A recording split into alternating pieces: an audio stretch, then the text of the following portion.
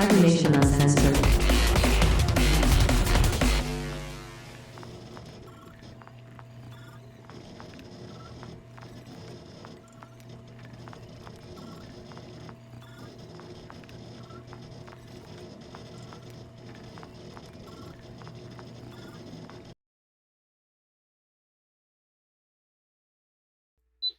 Right, ladies and gentlemen, and everybody in between, welcome back to Cyberpunk Goes Nomad. I am GM Capricious Nature here with my wonderful crew. We've got a couple of big things to share today, but before I go in and spoil any of the fun, I'm going to have my players introduce themselves first. So, Mark, go ahead and start us off. Introduce yourself. Mark. I'm Captain Mark87 on the Cybernation Uncensored Discord. You can find me here every Saturday. You can find me playing Fallout in Capricious' game every Friday. And you can also find me playing some righteous D&D over on twitch.tv/Heroes in Theory. Did you say it was 5? What's your time zone, Raven? You told me this yesterday. I'm Pacific Standard. 5 o'clock, yeah? Yep. 5 o'clock Pacific. There you go. 10. That's 10 o'clock UK time. So 5 p.m. Pacific. I'm adding that in on this one as well. Awesome. Thank you. And Chuggy, go for it. Hey, I'm Chuggy, and I'll be playing T-Bar. Occasionally content streaming Twitch on my channel They're streaming on my channel at Twitch, Chuggy305. Awesome. Thank you. Raven? Hey everyone, I'm Raven, and I'll be playing Calamity tonight. You can find me all over the internet at Doña Trece Cuervo. Thank you. Awesome. Thank you. John? Hello everyone, I'm John. You can find me lurking on the Discord as Johnny Drop. You can find me here every Friday for Fallout Asia and every Saturday tonight for Cyberpunk Goes Nomad. Other Sandman 3096 in the chat, and I've got a SoundCloud at Arxen if you want to check that out. Thank you. Thank you. Vampire? Hey, I'm Vampire Bites. You can catch me in the Discord as well. And here every Saturday night playing Mojo, the Lawman Nomad, and maybe once in a while over on my channel if I can put a game together. All right, thank you. And Violent Neon? Hey, I am Violent Neon. You can find me here every Saturday as Domino the Nomad, and when not here, you can find me on Cybernation Uncensored's Discord as Violent Neon. Awesome. Thank you. And I want to double check when it comes to the time. So, Rob, can you post in the time? I don't actually have that written down anywhere. Not sure what the time is for April 1st, but we've got a couple of big announcements. The first big announcement is that Artel Saurian, with James Hutt as GM, is going to be running a campaign for charity streaming, and they're going to be in support of folks over in Ukraine. It is going to be April 1st, not April Fool's, April 1st, 6 p.m. Pacific Standard Time. And it is going to be including a bunch of folks over here on our channel, as Rob just mentioned. April 1st, 6 p.m. PST. And the big news about that is not only are we going to be hosting it up on here, our GM is going to be James Hutt, Rob's going to be part of the team, and I'm coming in to join them as well as a player.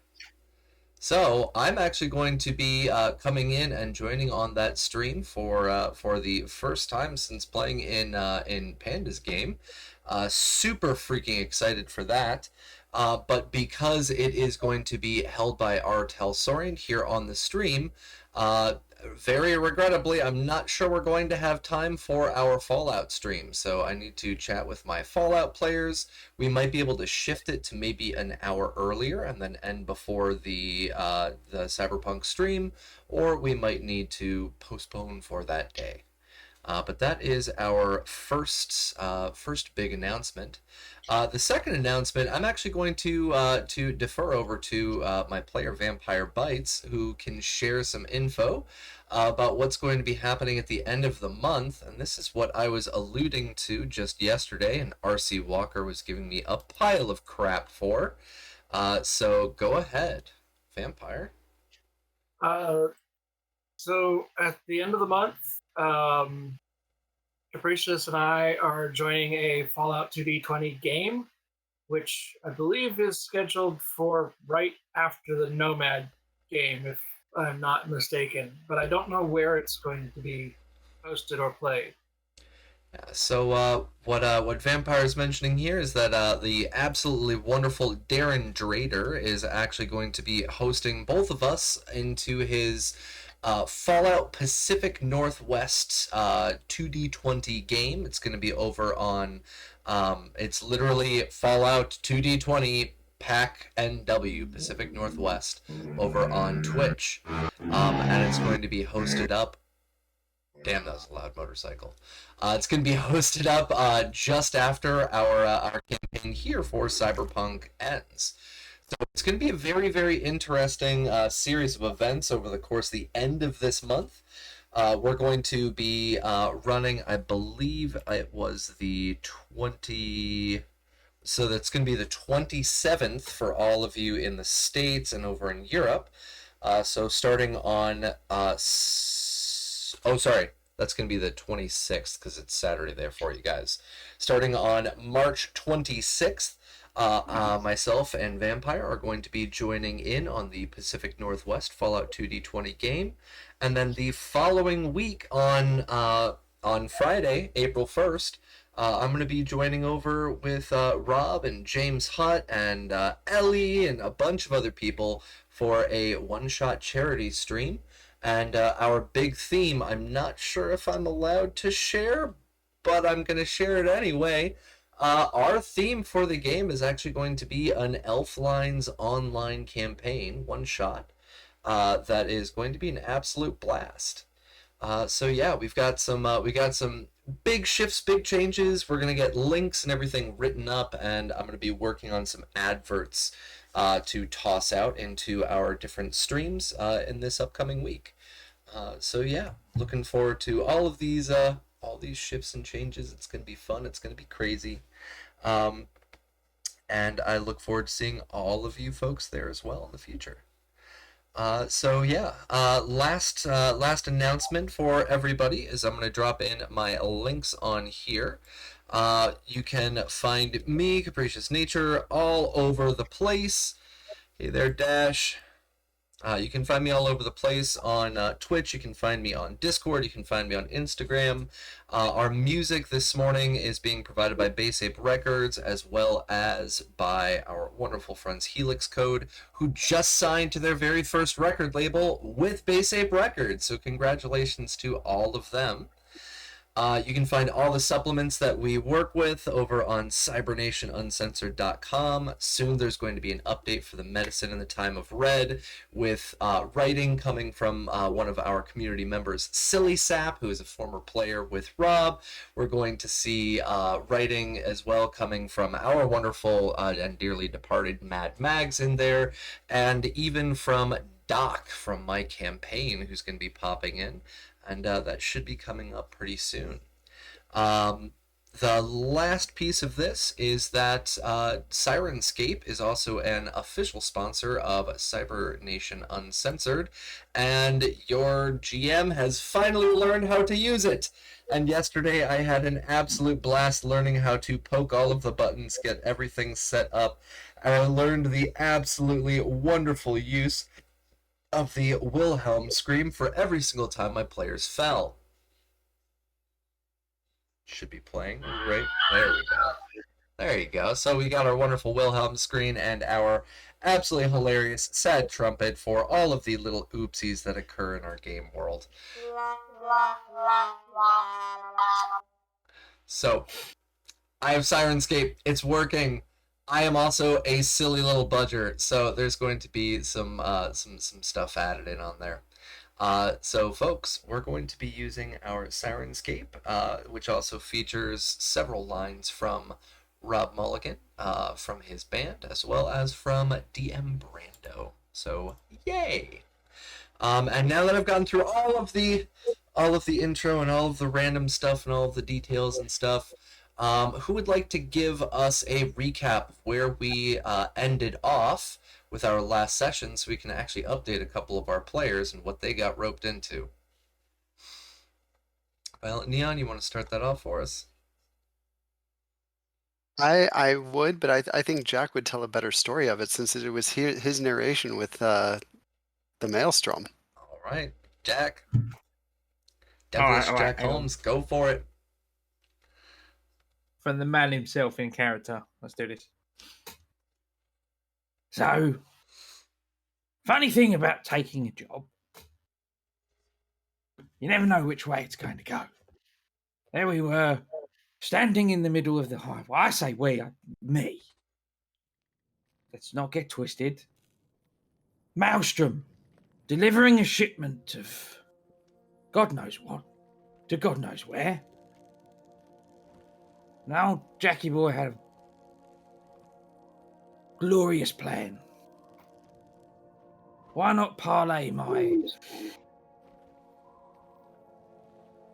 fame and goodwill with the Maelstrom, who we found out were protecting the shipment, into something a little more practical. We held them down, and after an interesting conversation where they looked at me like I was the second coming, because some of them, perhaps I was, they thought me dead in a cloud of nuclear fire. But no, there I was, standing in the middle of the highway. A man returned from the dead, and I managed to convince them that, well, medical's not the way to go. Took some arm twisting, but they sided with us in the end. And without firing a shot, now Jackie boy managed to secure 3 trucks, an army of cyber psychos, and millions of eddies worth of drugs.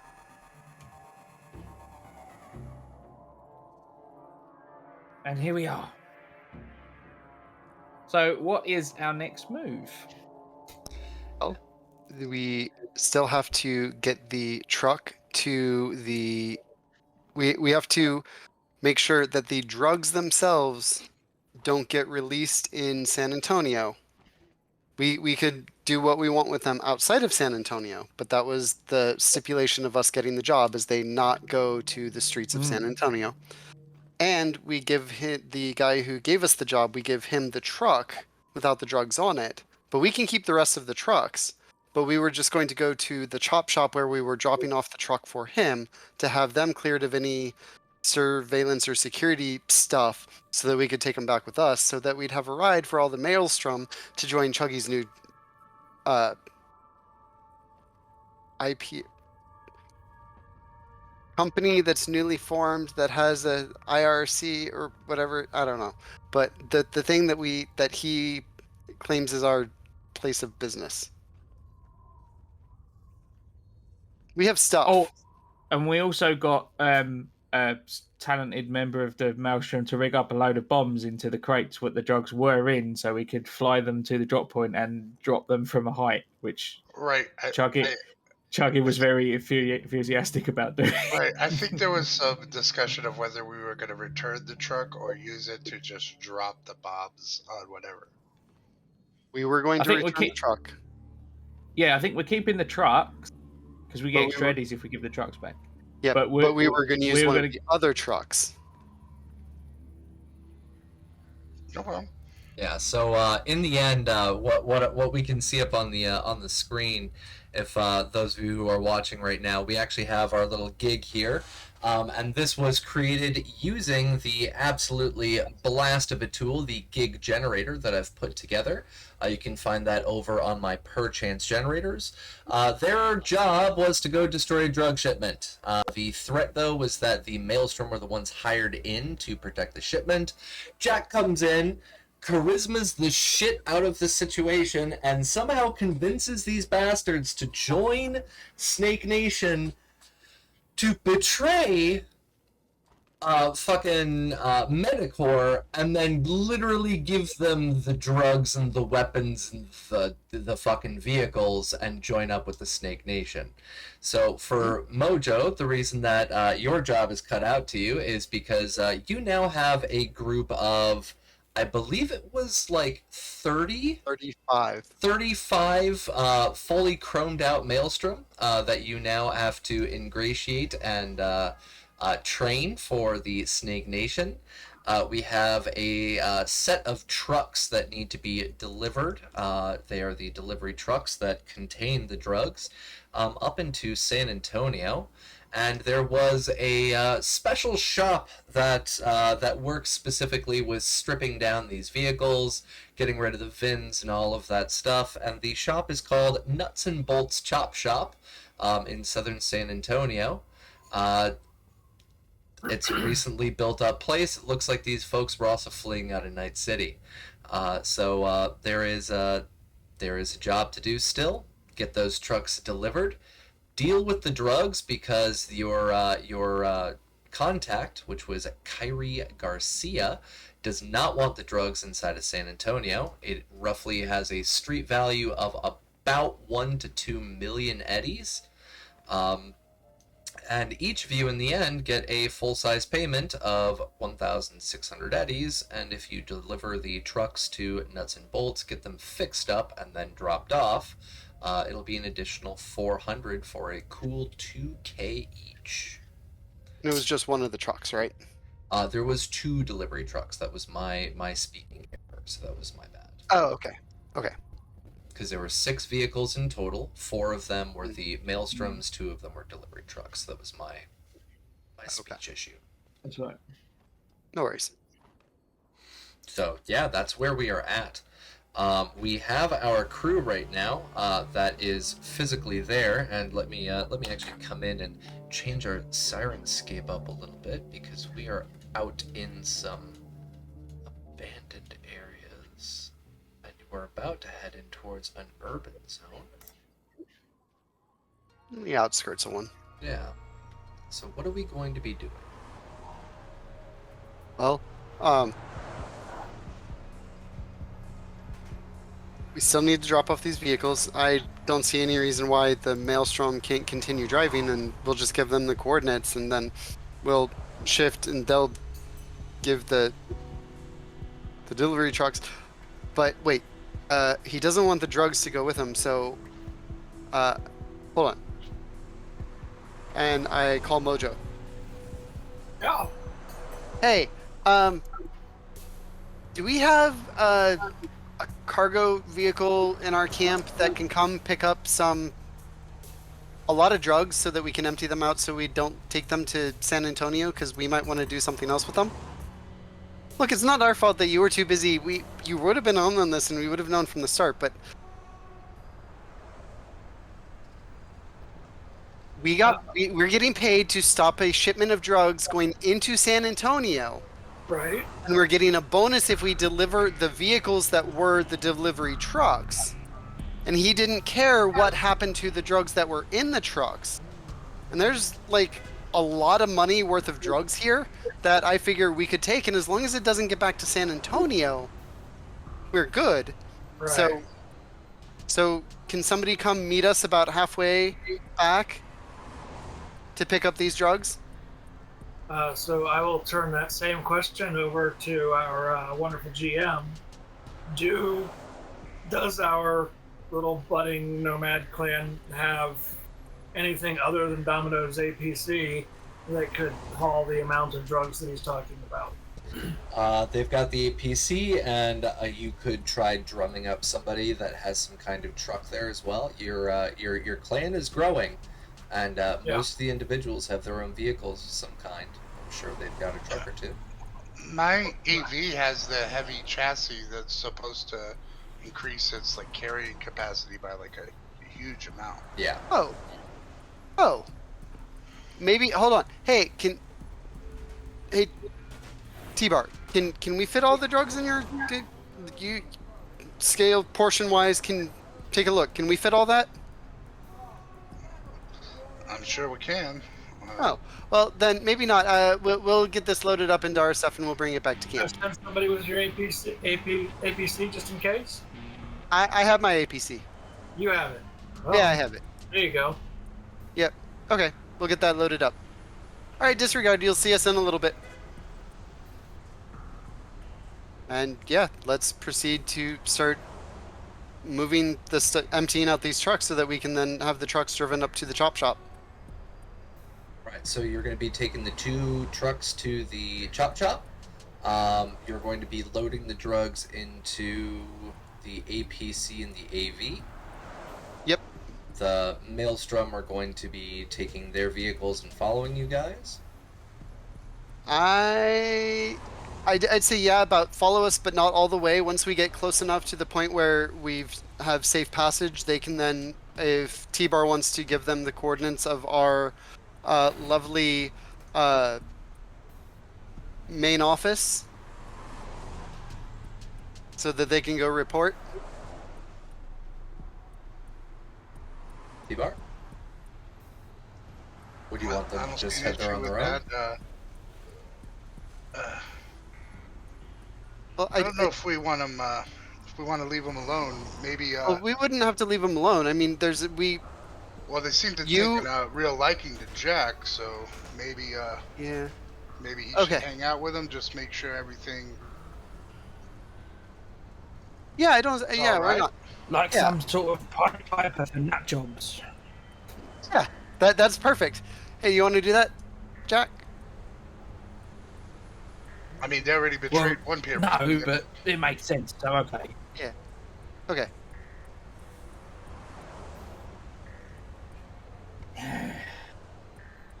And then, so how about Alright, well- instead? Because we don't want to make a big showing. So why don't, Remy, you switch spots with Calamity. Or sorry, not Remy, but Jack, you switch spots with Calamity. You ride in the AV back with them. The AV goes with the group, and me and Calamity will stay, make sure the drop goes well, and then Calamity, you'll ride back with me back to camp. Sounds good. I was still planning on blowing up something since Yes. T-Bar wanted. We Okay, are, just but we wanna want to make- get it. We want to get stuff kind of established and squared away before we do that. I want to make sure that we're on the same sheet of music here. Oh, yeah, only no. blowing up a portion of the drugs, right? I don't know if we're blowing up a portion of the drugs because that's a lot of money, but we can rig up one of the No. trucks to just explode. A portion of it that Metacore thinks that we got rid of their entire stash or their entire shipment. Well, we'll know that Gotta they have won't. some residue. I don't even think that we. I mean, it's as long as it's gone, they won't receive it, so they won't be getting paid for it regardless. We don't need to leave a trace of it being blown up because they'll just see that it's being distributed, say, instead of in San Antonio. I think what they're trying to say is Metacorp won't come after us because they'll think the drugs are gone. That Oh, there's that's a good nothing to point. retrieve. Okay. Yeah. Okay. We can sort all that out when we get back to camp, All right. and then we can rig up one of the trucks with some of the drugs and.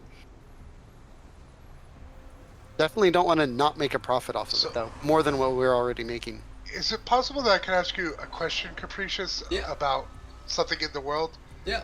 T-Bar is under the impression that there's no way Metacorp could just fly over here in military-grade hot choppers in Texas and attack us. Am I right about that? That Night City is a little bit like it's a free city and they have a lot more lenient, but that military invasion of Texas is not something that Metacorp would think is a good idea to come after us.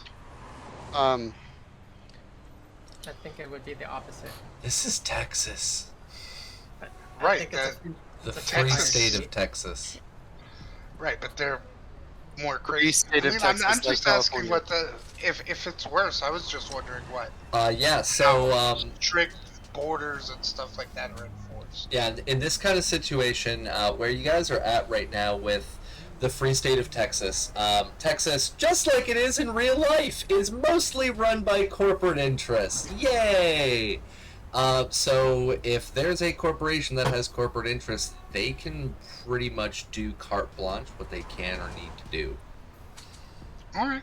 Just On wanted top to of that, know if you recall, the local governments in all of the major cities of the free state of Texas are now also under the influence of Medicore, who is also influencing over in Vegas and also had influence over in Los Angeles as well as over in Night City. So these guys are spreading, and this is pretty much one of their origin points. So if it's something that Medicore gives the thumbs up for, they can do what they need to do. no problem. Yeah. So what are we doing? Are we heading up with the trucks now? Are we gonna drop this stuff off on somebody's building, blowing shit up? What's our next move? Kind of all of the above. Yeah, I think it's all of that. Yeah, but we're going to go. Right now, we are heading up to the delivery point of the trucks to drop them off. About 3/4 of the way there, we're going to stop and separate, and so that it'll just be me and the 2 trucks to be delivered, being delivered, and then the rest is going to be heading back towards camp and or preparing the bomb drop for the drug explosion of the Medicore shit. Well, who is going to be heading up to the nuts and bolts shop here? Me with Calamity as my passenger, as my shotgun. All right, so you guys are heading up. You eventually get to this shop. It definitely looks like it is in an old, rundown building. This factory is probably leased out, not the most legally in the world, but you can tell that it is definitely being actively used by the folks that are inside of this place. There's tons of folks milling about who are taking apart vehicles, changing parts on vehicles, cutting parts off of vehicles, and several of them look like they may even themselves be former nomads. Tattoos, jackets, that kind of stuff. And as you pull up to the place, you can see that there's one person who looks absolutely ridiculously out of the ordinary amongst all of them. You see kind of a short Asian guy standing there. He's got a onesie coverall with a big little thing on his lapel that just says "Bolt" in huge writing. Walk up to him. And Excuse me. Yeah. What can I do for you? I have a delivery here for Faraway. 2 delivery trucks that he needs cleaned up. Garcia? Where are you from? Very weird accent. You're not from Texas. No, not from Texas.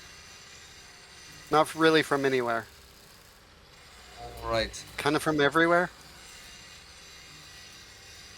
Right. You said this is for Garcia? Yep. All right. Give me 1 second. I'm gonna make a quick call. Come grab these. And you see a couple of people walking over. They come over and start getting ready to grab the keys from the truck. And he steps away for a minute. Go ahead and what's your luck? 4. All right. Go ahead and roll me 1d10, please. Cool.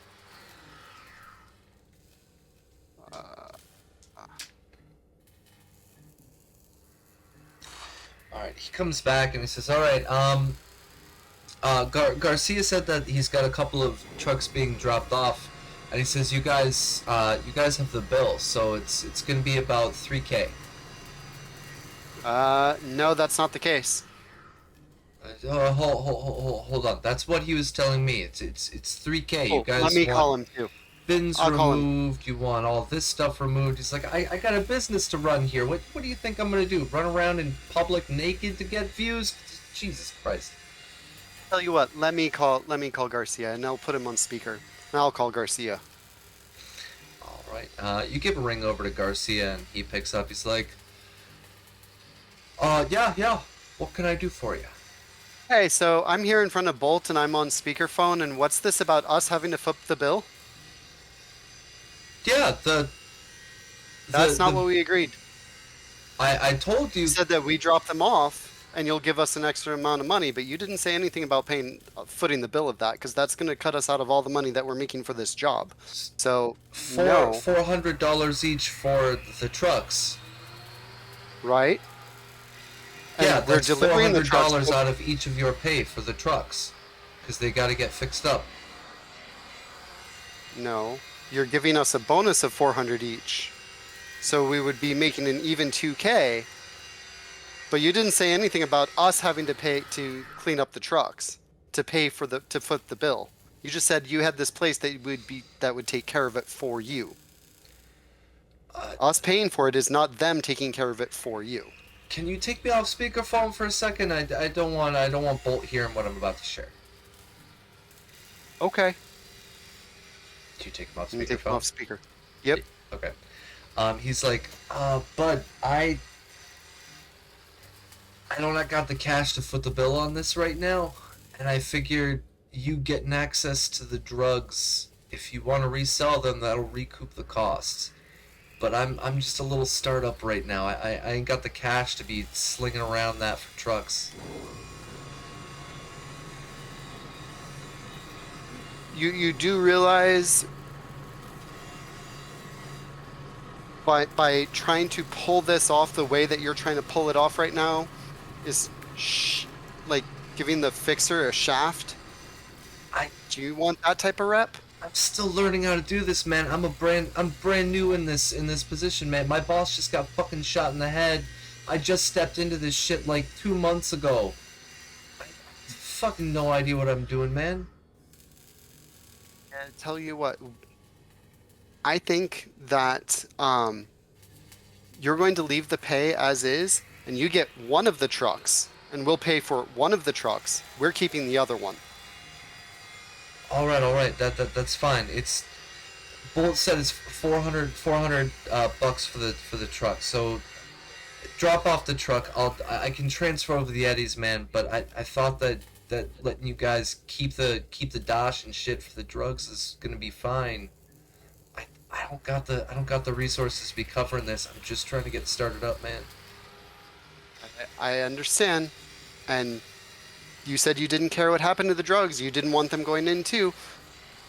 We may very well have burned them, not knowing what they were or the money value of them.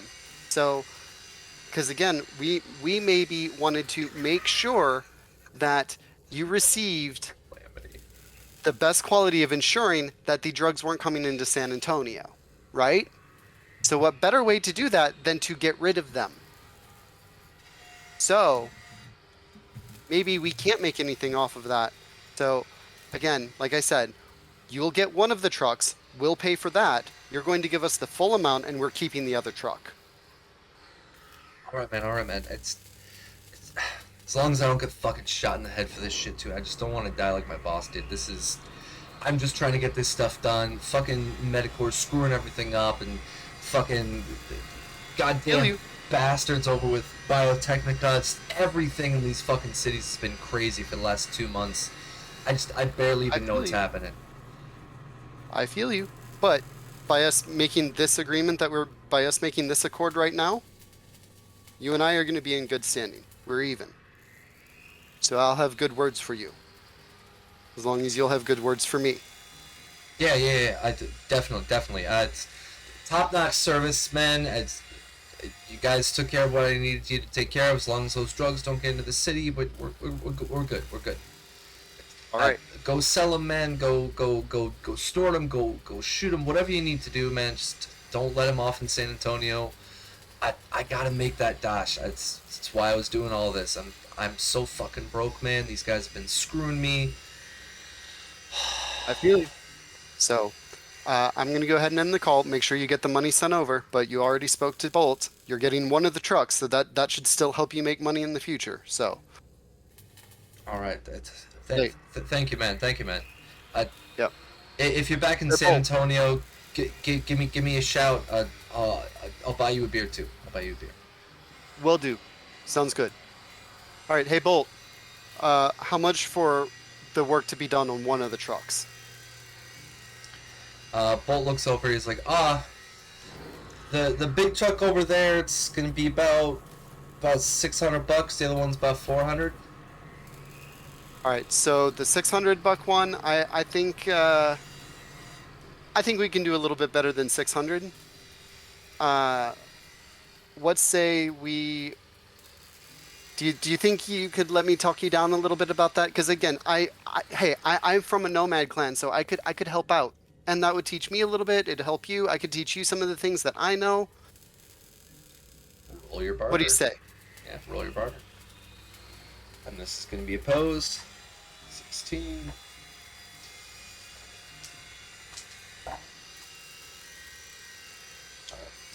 It's like, yeah. 600. I mean, I can try and take some off of that. We already got some of the pieces we need for this. Hold on 1 second. It's 10%, right? Yep. It's like I can do it for let's make it 525. 525? Okay. You got it. And we're gonna keep the other truck. You take this one, and we're good to go. All right, deal. And he holds out his hand. All right. And I shake and I click over the money. All right. 525. 525. Yep. And so yeah, you shake his hand. It feels kind of oily. You're not exactly sure why, but definitely his hand feels pretty oily. I know exactly why.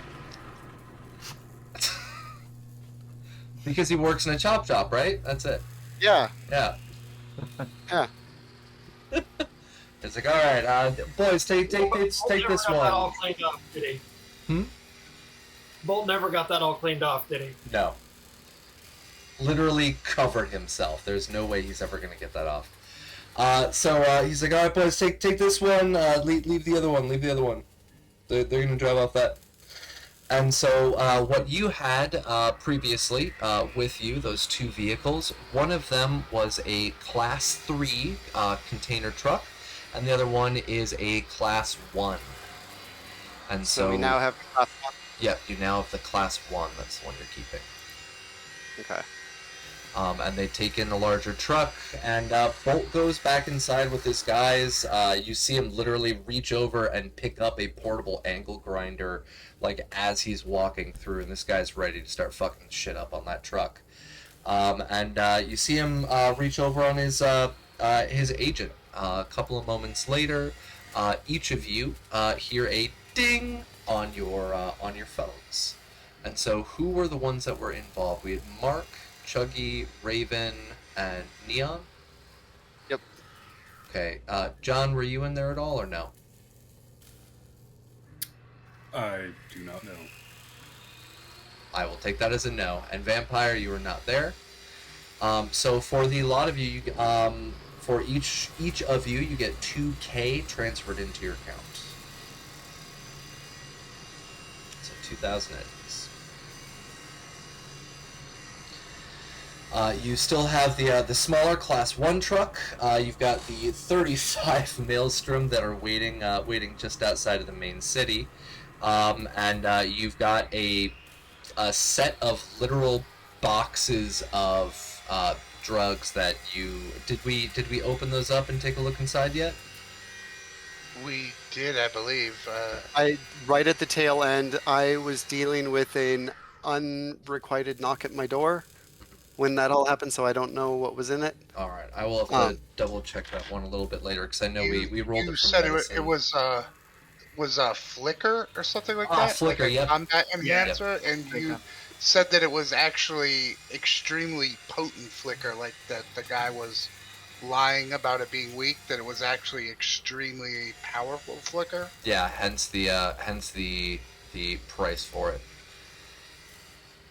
Hey, Calamity, would you mind driving that truck back to the group? And I think now we have a vehicle to make the drop that T-Bar wanted to make. Right? Yeah, sure, no problem. Cool. And then we'll head out to rejoin everybody else. Now, for those of you who might be a little curious, what the hell is this flicker thing? I'm actually pulling it up right now. So flicker is 20 eddies per dose. What it does is it increases your reflex and your move by 1 point each. And it is able to raise it above 8, but it also causes paranoid ideation. So while you are very, very high on it, you are also highly paranoid. And it takes a full DV17 will endurance check to pass it. And it's in your system for about 72 hours. So it's pretty heavy stuff. Hence, Chuggy had, T-Bar had mentioned that this is pretty potent shit. And it makes sense that Garcia does not want it on the streets because not only does that make it more dangerous for him trying to get his shit back in order, but it also will undercut his market. So yeah, that's Flicker. But yeah, you guys have that truck. You've got that spare truck. You've got Maelstrom with you that can do demo if you need to. One of them mentioned that they had some explosives with them that you can wire up. So what do you guys want to do? And we got the full 2,000, which was the 1,600 and the 400 bonus. Yes. Yes. Okay. That was the deal that was made with Domino. Yep. And I took care of the 525 out of mine. Did you?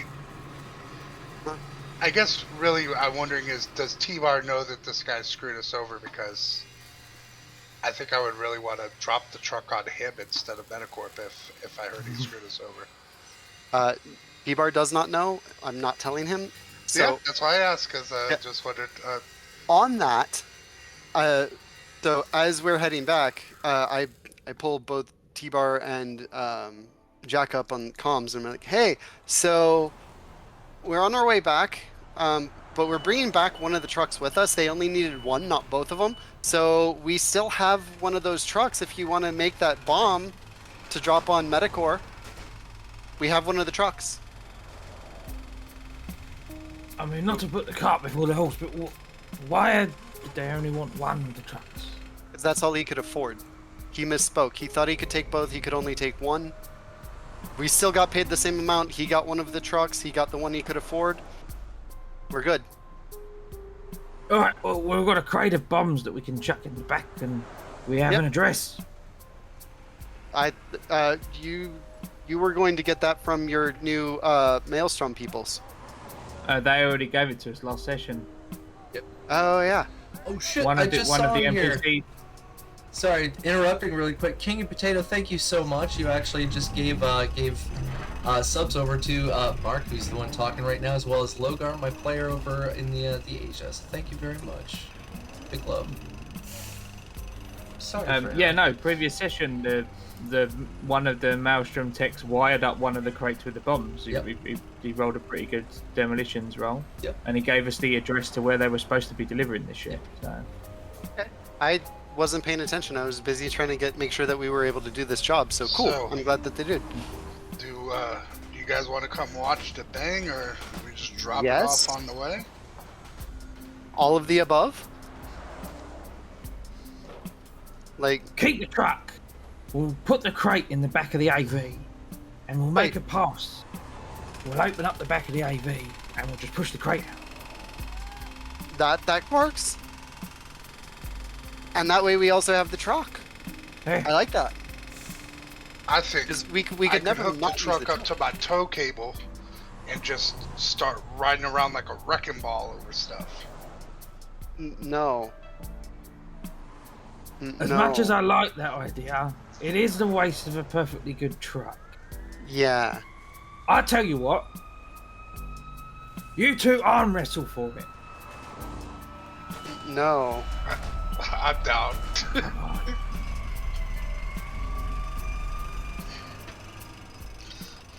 Rock, paper, scissors. Alright. I'll arm wrestle. Yeah, I like Calamity. Calamity can arm wrestle in my place. I nominate Calamity as tribute. Chucky, That might be. Take that him might off, be sorry. bad. T-Bar? Just Take a him off. little bit Look. bad. I'm worried about Calamity, and I'll go over there. And I'll get down and get into position for the arm wrestling.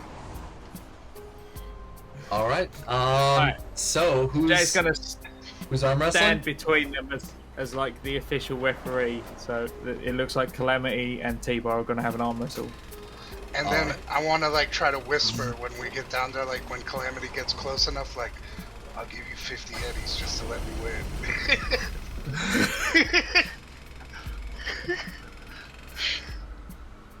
But like real low where nobody else can hear. I wink at him. All right. So we got two going here. Do we want best out of one or best out of three? Best out of one. Just do this in one. All right. Yeah, Alright. one to. Both of Jack you, Hall's please there. give me a strength check.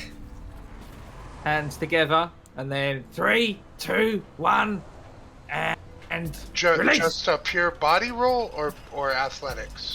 Give me pure body. Let's do just pure body. Oh, actually, what? Shit. All right, T-Bar, Wow. you owe Calamity 50 eddies. It's I'll still pay her, but Bit of I a- think I would. Right? yeah, bit of a struggle, and eventually, and T-Bar gets Calamity's arm down. This metal arm just slams down. Alright. bull truck it is. I hold my arm and I wink at T-Bar. Told you 50 Just eddies, say, bud. Have fun, I guess. Thanks. All right. So I will go over and I don't even doesn't remember know what what that I match did. was for. Like what we were betting on.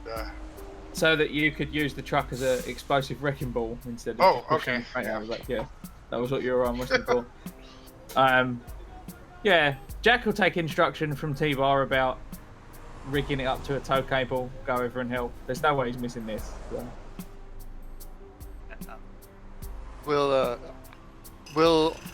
I'll drive over to a safe distance away so that we can all watch without like drawing attention to ourselves.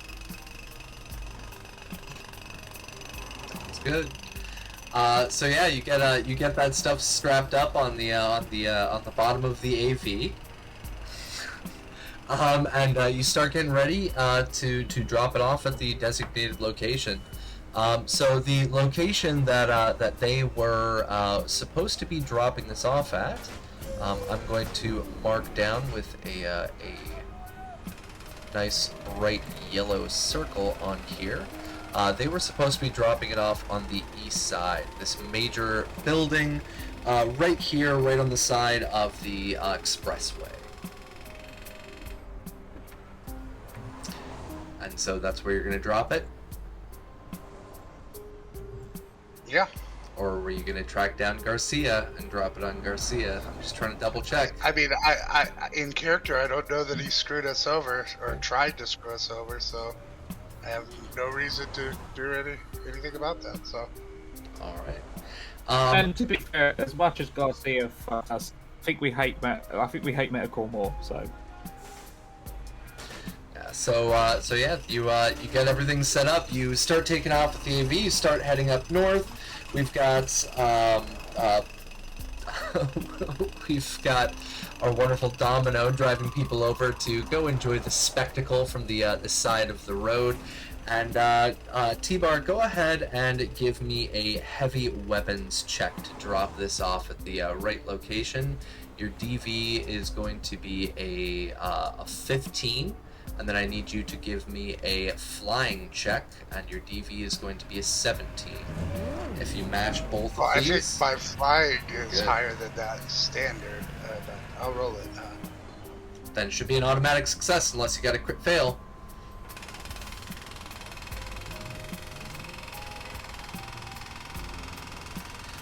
And this is actually where we have a wonderful sound effect on here that I absolutely love, the AV sound. Alright, so we get the AV starting to take off. And what was the heavy weapons? Was the other one? Yep, heavy weapons check 27, so you've got everything set for your piloting, you've got no major issues, and you are getting yourself ready to drop Screw it. the I'm load. gonna use my 6 luck because I really want to mess this place up. So Drop his load. Is that a drink that we have to do? Yeah, alright, drink. Oh fuck, I'm out of coffee. There we go, last drops. I'll get a refill. Oh shit! Alright, so this is what we were rolling for, was just in case this happens. We got a crit fail. So heavy weapons check, our DV was a 15. The outcome on here is a 14 minus 6, so that leaves it as an 8. So you but I take used off. 6 luck, so it would actually just even out to 14. Okay, you're still one under. So we gotta. Yeah. Was there a regrettably, plus we 2 gotta at chat miss. that I could use? Let's see. Was there a plus 2? Nope. The last plus 2 was RC Walker yesterday that we didn't get to use. So I'm gonna refund that back to RC Walker. So nope. Sorry, bruh. Now, T-Bar, no issues with flying, no issues with maneuvering. You just kind of pull that little lever a little bit too late. And so as you are, or sorry, a little bit too early, and as you are flying over, we have this, and this truck drops out from underneath it, and it slams down onto the actual freeway instead of the building next to the freeway, and detonates, completely obliterating part of the freeway next to the building. But because there was a large amount of explosives, a huge amount of that debris continues flying over and starts wrecking in the side of the Medicorp building, smashing in the glass, breaking the windows, and possibly causing quite a lot of damage. So what I would like you to do right now is please roll me a 1d100. T-Bar. So you killed a grand total of 23 civilians with your stunt here, mostly pedestrians up on the highway itself. Now I'm going to roll in the following. Let's do 5d 5 million. So hold on. So we got 500,000. That's 5 million, and then we'll add 10. Nope, that failed miserably. I can the system even run that like large of a number?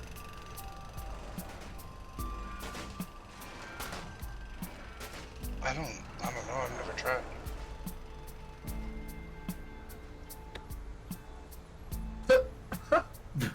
Let's Right. try this again. Oh my god.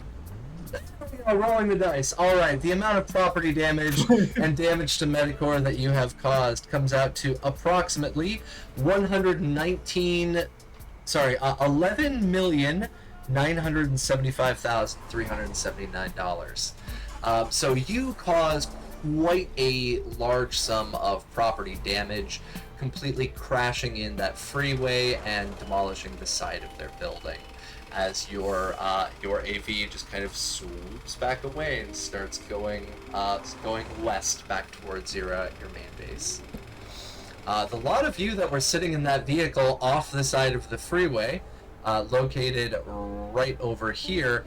You see that freeway literally go and collapse in on itself as this massive explosion goes off, taking in a pretty decent amount of collateral damage with it. Cool. Time to go. Yep, and we have here from King and Potato, we have a pointless and random. And so we have our large explosion going off. King and Potato, what I'm going to redeem for that is, as you say, "Oh, time to go," and you start revving up the engine of the APC to drive away, you can see that there are still cars trying to drive on that freeway, and they're going and just smashing off of the freeway into the space below. And the building itself for Metacore starts on fire. So, Yep, not looking. Driving away. things escalated very quickly. Yes. So this has been our wonderful time over at San Antonio, with a pretty massive collapse of a freeway and the partial destruction of the Metacore building.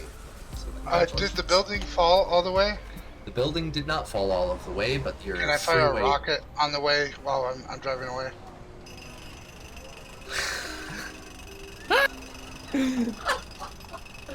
All I mean, right. the answer is yes, you can. You can do whatever the hell you want. I would like to fire a rocket. I want to bring the building down. All right. Let's pull up our vehicles in red, and let me get up our most recent one from August. There we go. So, what rocketry do you have on board? I have the small rocket pods. How many the do you ones that can have? 60. I was only gonna fire one, but Oh, one small rocket. I believe I have 5 of them right now, or 6. This You is should a have big, full They were six. refilled. Yeah. this Yeah. is a big building. Why not fully bring it down? I thought it was almost down already. I mean, how many No. do I think? Do I know how many it would take? Go ahead and give me a demolitions check. The answer is all of them. Salvo is the answer. Salvo is always the answer.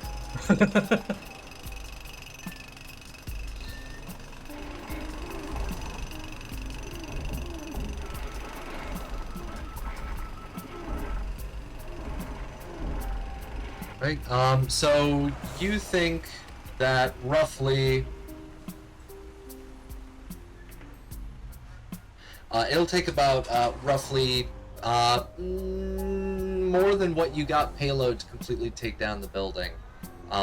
Meta, the building still has 124 SP left.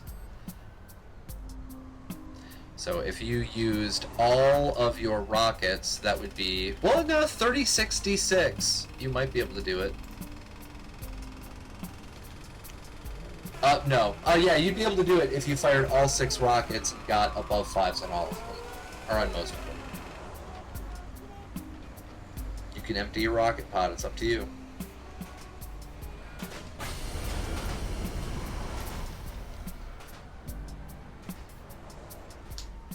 I mean, if Oh no. does T-Bar want to be known as falling short for the rest of his career? Yeah, I'll fire the 6 rockets at it. Yeah? This is Yeah. fighter jets in the GTA 5 online lobby. Like, I just got to shoot some missiles, it'll be fine. Alright, so you decide you want to fire off those rockets. What I'd like you to do, go ahead and roll me 3066.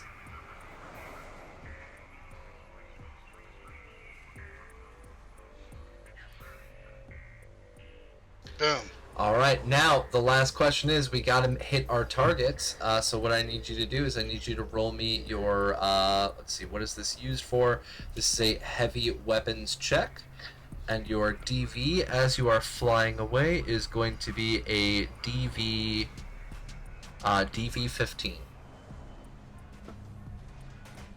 Please don't miss again, otherwise you're going to be hitting another part of the freeway. There is are a +2s now. There are +2s, yes, but we got a 21. So as you drop it, the truck slams into that freeway and completely wrecks out that freeway.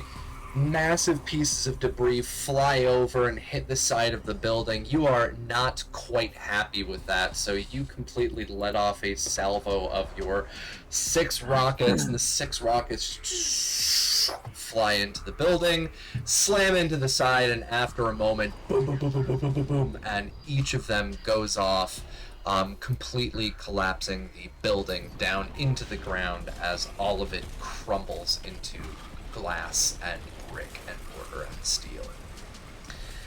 Your grand total damage that you put out, 140, surpassed the amount that we needed, and that is going to add... Second, that's going to be adding to your total of destruction and damage that you have already caused. So let's add that in. Total amount of property damage that you have led to today surmounts now to $23 million.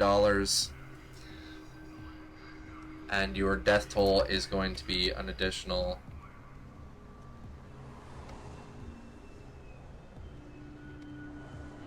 Additional 3 people. It looks like only counts as one. there's only 3 employees in the building at the time. Most of them were working remotely that day. Yes, yeah, COVID, Yeah.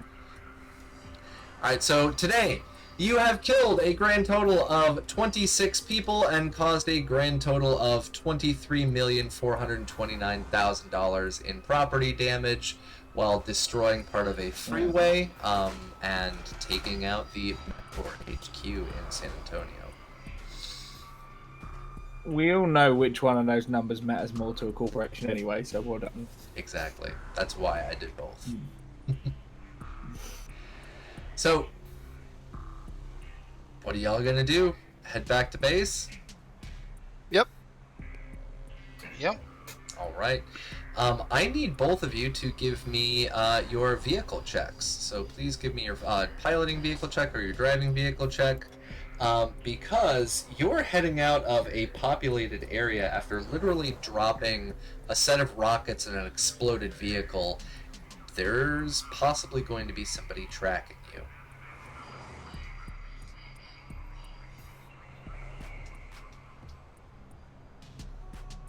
So T-Bar's got a 23. Domino's Why got would a they be 27. What's up? Is there a reason they would be following Domino? Is there a reason they would be following Domino at all? He's a safe distance. He's observing from a safe distance. I'm driving a military APC, and it was on the side of a road by an explosion of this magnitude. So yeah, no matter what, it draws attention. And the Polonius is called for destruction. No worries. All right. Polonius called for destruction? What?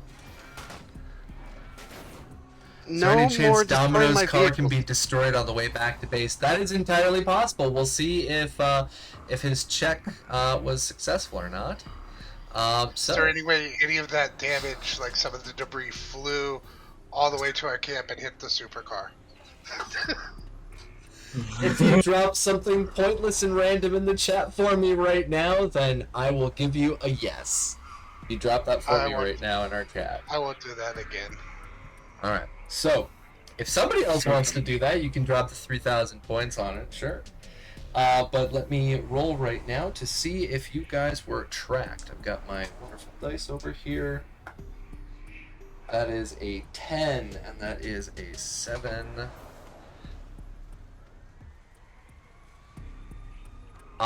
T-Bar, it seems as if you get a ping on your aircraft as you are flying away. Domino, you are not seen. T-Bar, do you respond to the ping and the request for air identification, or do you just fly away? It's a request for identification? Yep. Do they identify themselves? No, you just get a ping. It's an automated prompt that comes up. It says request for identification on your vehicle.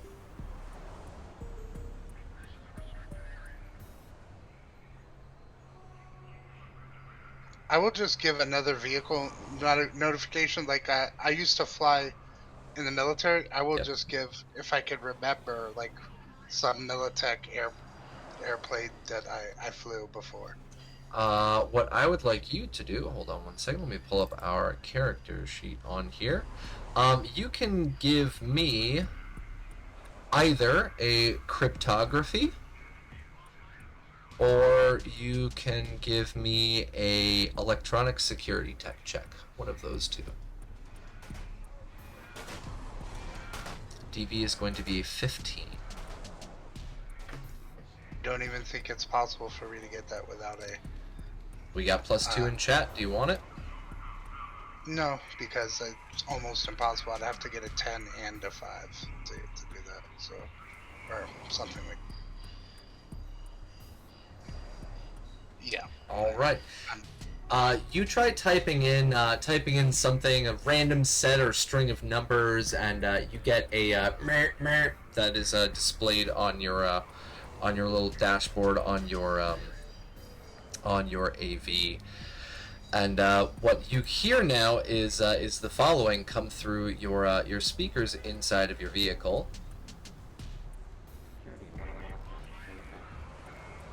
Okay, it says security lockdown is now in effect, and you start seeing that there are some red lights going off on the inside of your AV.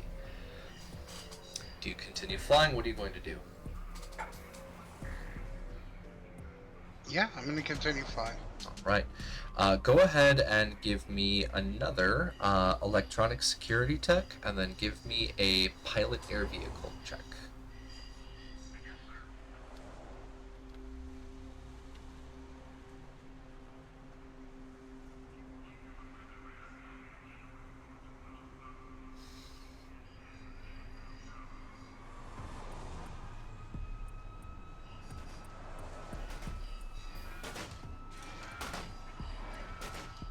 It's too bad you didn't take your hacker with you on this mission, huh? I do have that artificial AI with the demon Ifriti thing in it, but that would be for piloting checks, so you can use that for your piloting checks. which actually that piloting check should have been 25. I forgot to add that +2. No worries. What was? So the first one is electronic security tech check.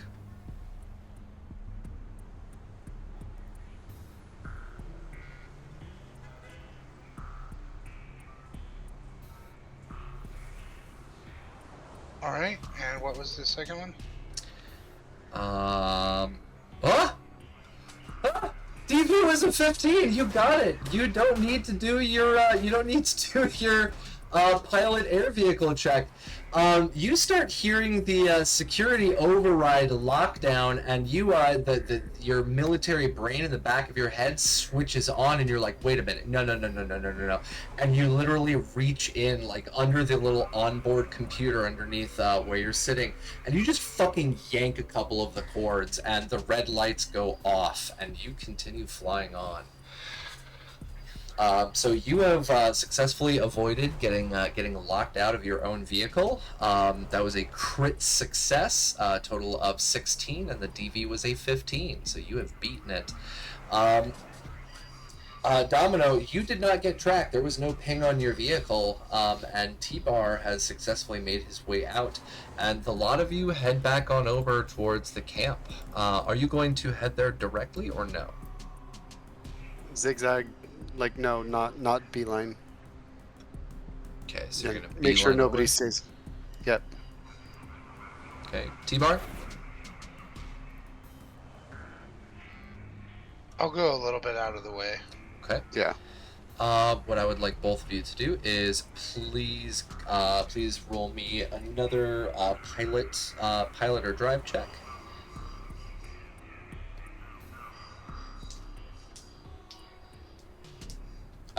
I'm not even gonna roll against Domino because I'm not gonna be able to track that. I'd have to get 2 natural 10s. God damn it, fuck both of you. Okay, so yeah, both of you zigzag and beeline your way out of there, over the desert. The little radar dishes and stuff can't even fucking pick up your signals. It is just, you guys are way too fast, way too slippery, and you make your way back to T-Mart Incorporated. Now, for those of you who are viewing right now, you can see on our absolutely wonderful image that was made by one of our players here. T-Mart, or T-Mart World, now has its own brand logo. So that is now up on our screen. So T-Mart World, just above the T-Mart Incorporated there, that is the new brand logo that was created by Chuggy himself. So thank you very much, Chuggy. Love that little addition. And I'm going to pull out of here, and we're going to go to this instead. Change our Sirenscape up a little bit. There we go. So yeah, you guys get back to your camp itself. You're able to avoid getting any major issues from the police force over in San Antonio. You do not get locked out of your vehicles, and you have now arriving with you Mojo, you can see pulling up, and Johnny, you can see pulling up. They have a literal convoy following them of 4 vehicles packed to the brim with enough chrome to rebuild each of those vehicles. And walking out of these vehicles, you can see there is a massive collection of 35 fully armed, fully chromed out maelstrom that step out of their vehicles, chatting happily with their re-arrived and re-emerged savior, Jack, who had been driving with them. And a beautiful light show to commemorate their leaving their previous employer. Yes, but Mojo and Remy don't see that. No, of course not. Because T-Mart is not very close to San Antonio. You guys are literally in the middle of a desert area. I actually, hold on, I am genuinely curious, so I'm going to go to Google Maps. Is that area actually empty? I am honestly curious, so... Google, give me answers to my questions. I don't think Googling T-Mart Incorporated, though, is going to give me any answers, so I'm just going to... It did. I found that logo there. I just changed the colors. Oh, really? That's a real company. There's a whole bunch of them. There's like 10 different ones. The more you know. Learned something new today. Give me Texas. Texas.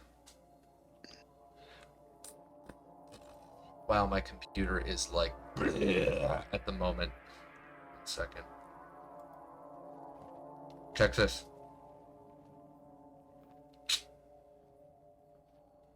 Does Texas not show up on Google Maps anymore? Are they just angry with the state legislator at this point? It doesn't really look like there. There we go. Got it. All right, let's get a satellite view. Cool. Layers. Terrain. Zoom in our little triangle between Austin, San Antonio, and Houston. There's a cute, adorable little lake that's right here. Oh my god. It's like this little blob. There is an actual tiny little town here called Somerville.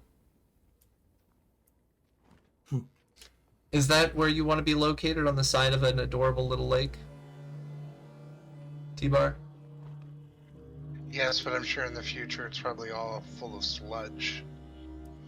Probably. Yeah, I mean, it is Texas and, global warming. So, yeah. Let's put it this way. Your corporation is now set up on this dried out lake bed of what used to be Somerville Lake on the actual location called Sunny Buns Island. So you are located on Sunny Buns Island within the dried out remains of the Somerville Lake in central Texas in the time of Red. I'm sure Shebar is having a field day with that. She loves them sunny buns. But in your absence, when you come back, as you have noticed, once you get back, John, Johnny, sorry, not John, Remy. Remy is now wearing, possibly unbeknownst to him, a purple and an off pink and mint green logo on the back of his jacket. Has Johnny recognized this at all yet? Sorry, not Johnny. Oh my God, has Remy recognized this yet? On me? Yes. I would think so. Okay. So Would you like me to roll for it? You can roll for it. Yeah. Go ahead and give me a perception check. DV is going to be a 20 for sleight of hand.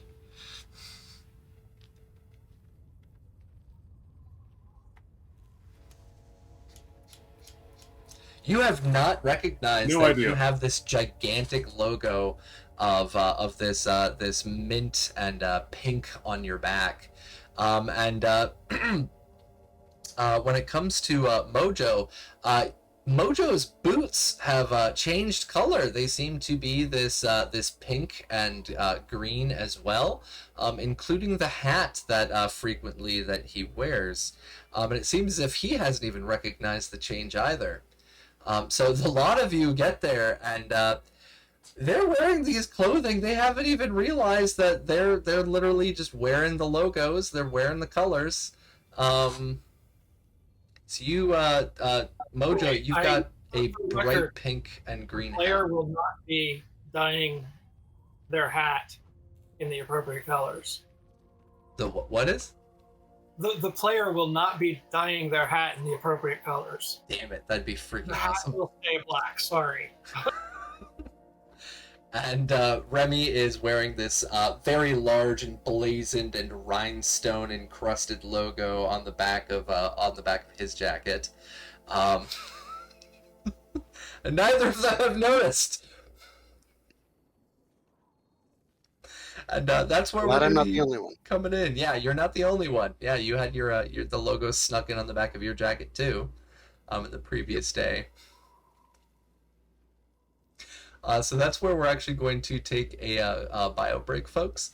We'll be back in a couple of minutes and pick back up on here with the introduction of our Maelstrom Force, backup force. I can finally fix my hat back. I know Apollonius was asking for me to flip the hat, but I had to like take off 6 things to do it. So I'm going to flip it back around. We'll be back in a few minutes, folks, and we will take a look at what are they going to do about dealing with this plan. I'm going to the Metacore. So I'm going to switch this over to our bio break. We'll be back in a few. I'm going to leave our mics hot. And you guys can chat with the audience if you'd like. We're back. I will be back as well. I will be front.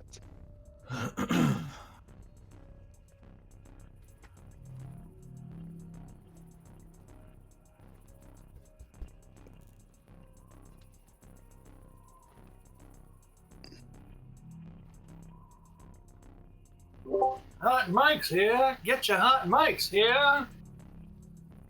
So in my endeavor to catch up on old gaming stuff, not only did I finally beat Borderlands 1 for the first time, but I knocked out the pre-sequel, got that finished, and I am somewhere in the middle of Borderlands 2. I've just gotten back to Sanctuary after Lilith moved it. I don't know what any of that means, except I know Borderlands is the game. Yep. I've been told I should play. But They are fun. They take a little bit. The first one, again, my achievement history is I got some back in 2016, then I got a few more in 2019, and then finally beat the game in 2022. But again, they do have a great story. Kind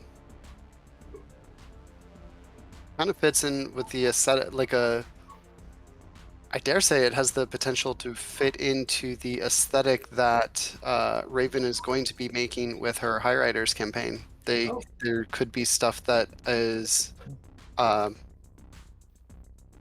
it feels like it could also stretch into stuff that was in the series that just stopped that I just completely blanked on the name of, where they're in space and they have the portal and they can go through the war, and there's the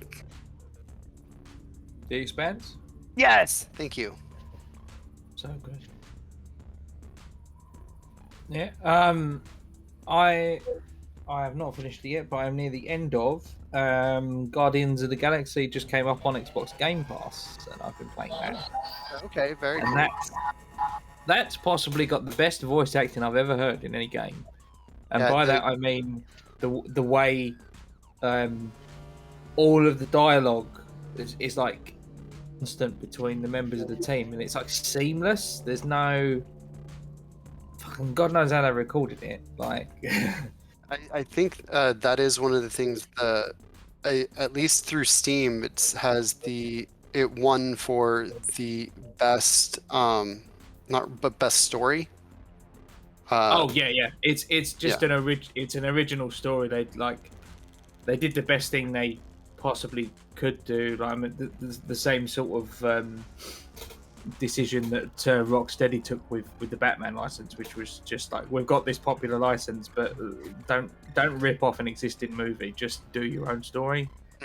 The developers have got more freedom to do stuff, but it's about as like, if I just sort of explain, oh, it's a third-person shooter, it doesn't really do it justice. Like, Yeah.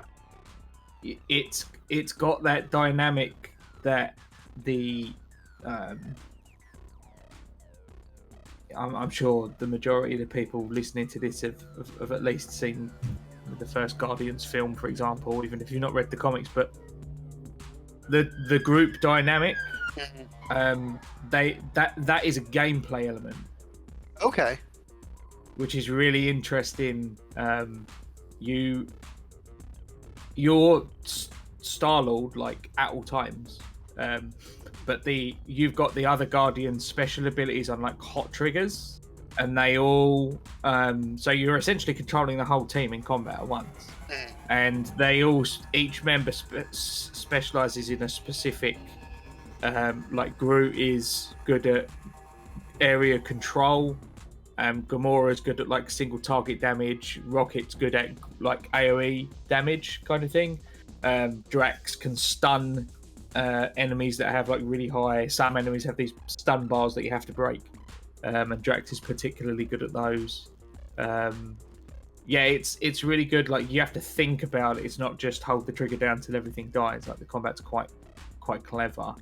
And there's a great mechanic where sort of it reminded me of a little, the combat actually, because it's gorgeous, or reminded me in some ways of like the Devil May Cry games, where you keep up a certain amount of momentum, and then when your momentum hits the top, you like slam a couple of buttons together, and Star-Lord like rallies the team, and it's like a huddle, and they all come in for a group huddle, and it's done. It cuts to like a first-person perspective from Star-Lord, and you see the rest of your team. They're all looking at you, and they're like, if your team's taking a bit of a battering, and they're all like, "Oh, we're getting pounded out there. I don't know if we're going to get to the end of it." Or like, if your team's on top, they're more like arrogant. But you have to respond to them in the correct manner. It gives you a bunch of dialogue options, and Star-Lord either gives a rousing speech, and the whole team gets like a massive buff. They're like invincible, and they all do double damage for like a minute. Or if you pick the wrong ones, he gives a speech where everyone's like, "What the fuck are you talking about?" And like just Star-Lord gets the buff. The rest of the team don't. But I was just the first time, and the icing on the cake is the game has a massive list of licensed tracks that they've got. They're supposed to be like Star-Lord's Walkman, and one of those tracks will trigger when you get the successful huddle. And the playlist in the game's pretty good. It's fantastic. Yeah, Blue Oyster Cult, Iron Maiden, like it's all. I was just like, oh, this might be the best soundtrack to a game since like Tony Hawk's Pro Skater. This is amazing. Like, Yeah, that Very was cool. an extremely fun game. yeah, it's very good.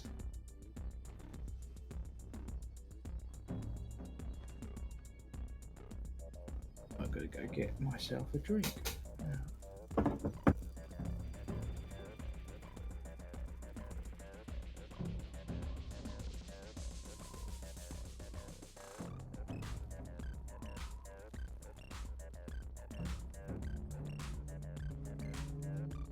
Hey Neon, so what? I missed what you said, what you were saying Wait, what was I saying? about what I was working on. Oh, the High Riders campaign. Mm-hmm. How because I've been but I'm catching up with beating all the Borderlands games, and like the vaults and stuff like that seem, because they're in space and on different planets, seem like that could be either a campaign or something within like one of the concepts that could be worked into there. It just in my head it seemed like it would fit in the world that you're building. Oh, there's definitely gonna be a lot of that. It's gonna be heavily influenced by corporations. Mm-hmm. Because pretty much they're footing the bill for everything. So it's gonna be run a lot by the corps, and nomads pretty much they can do anything from being part of like a military sect or pilot sky jockeys, whatnot. I have 2 locations plugged out or mapped out. Of course, Mars and Jupiter. Jupiter will be like kind of Cloud City, where they live above the like the gas layers and stuff. Very cool. I'm gonna have a couple different choices as far as what the party wants to do, whether or not they want to be miners or like special ops teams, whatnot. Or nomads just freaking kicking around, like running deliveries. And I know it's not what you meant, but I had to catch and recalibrate my brain. I was like, why would they want to play people underage? You're crazy.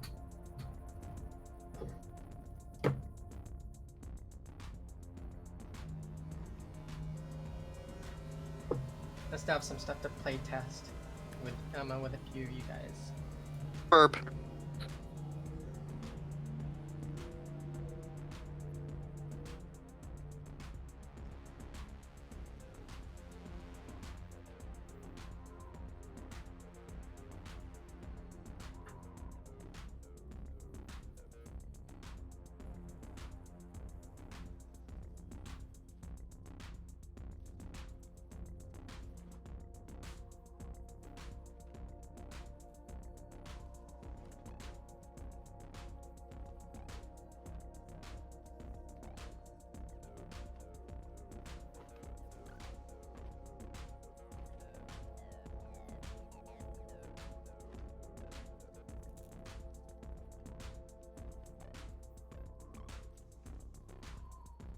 Hey, Vampire.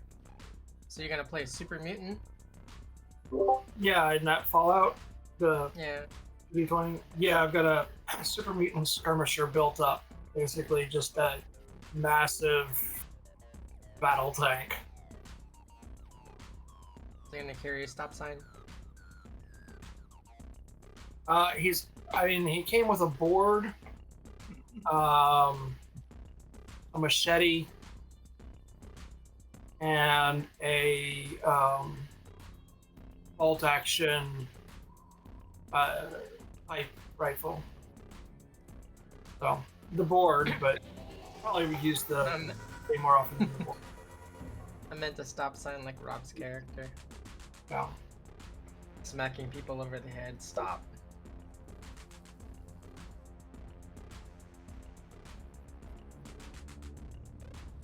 No, I'm probably gonna play him as the classic dumb brute.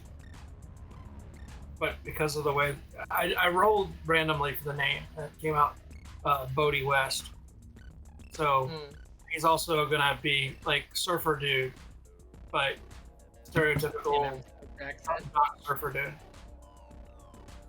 A super mutant with a surfer accent. That should be Yeah. hilarious.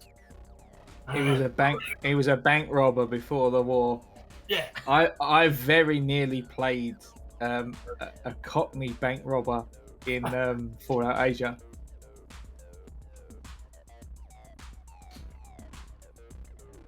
Poor Cap told us not to play super mutants.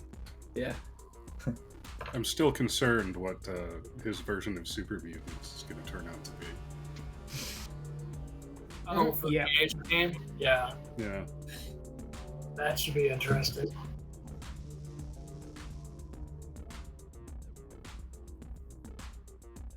Full on, like, Oni looking things. Minsky might oil himself.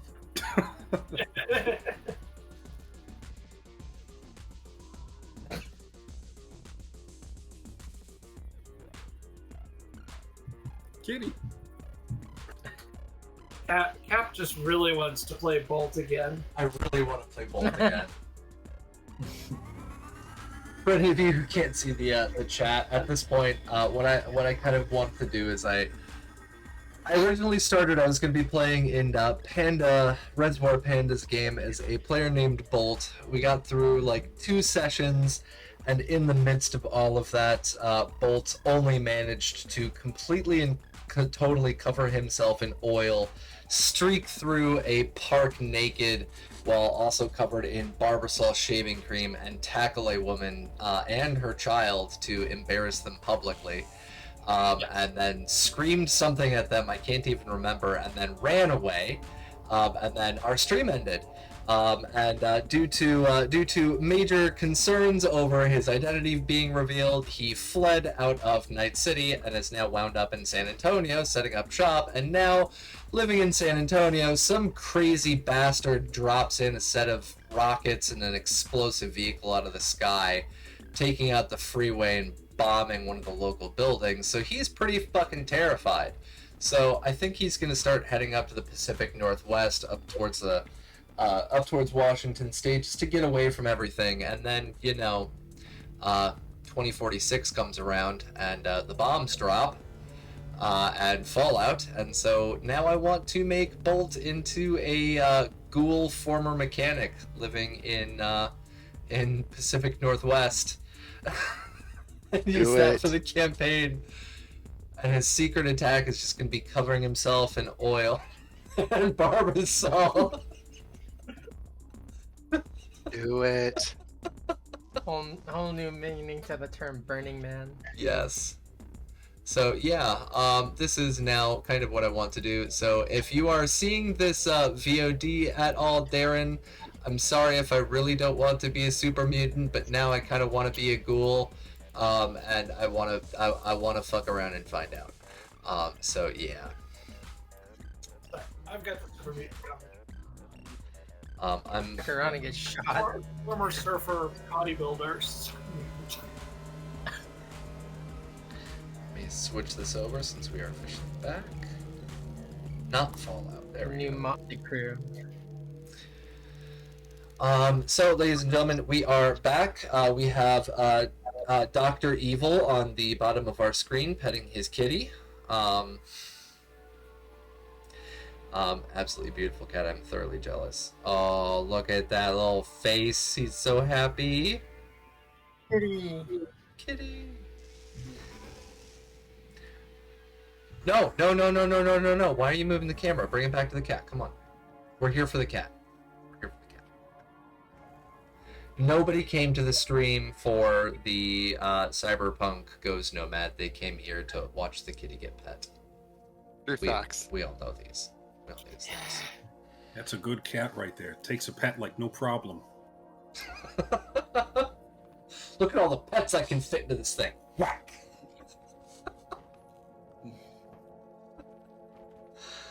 Oh yeah, that cat is 100% purring Apollonius. No way. No way that's not.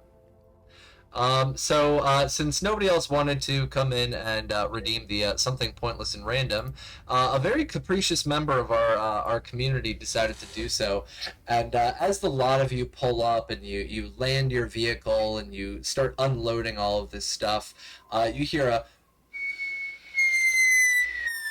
kind of like an Acme sound from the old Roadrunner cartoons, as what looks to be a former gas tank of some kind that had been shot off from this explosion comes in through the top of the barn that the wrecked supercar is stored into, and just boom, and you see the barn doors in the front kind of blow out as this thing lands in there. Son of a bitch! Thou art a cruel and unforgiving god. I am a very capricious natured individual. My girlfriend calls this the chaotic Gemini energy, and it is very true. I am not only capricious but also a Gemini, so it helps. Luckily, the vehicle was already destroyed, so it can't be destroyed more than it already is destroyed. It is just now even more destroyed. It can still be repaired in the future if you want to repair it in the future, but not only has it had a vehicle dropped on top of it, but it also now has a gas tank that had erupted from San Antonio, landed through the top of the barn, and then exploded.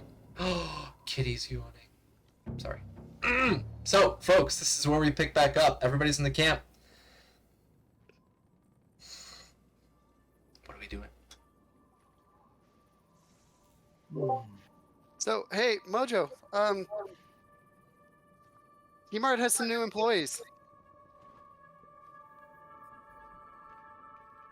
Well, they should go through HR and Shebar, I guess, because yeah. Yeah. Go through who? She's literally standing directly behind you over your shoulder. Hi, Shebar. Hey, Shebar. There's new employees for T-Mart. Sorry, Jack was gracious enough to mentally was hire the them. office. Oh, fuck. That's wonderful. All of you, please follow me. We're gonna head over to Sunny Bun Island, and we're gonna get you onboarded. Please make sure to take all electronics out of your pockets, all metal items, all blah blah blah. As she starts trailing off, as the lot of them are walking away. Did she not see them? I don't think it matters what they have in their pockets. Yeah, I think she's got sort of a set greeting. She might be stuck in autopilot at the moment. We'll leave it to it.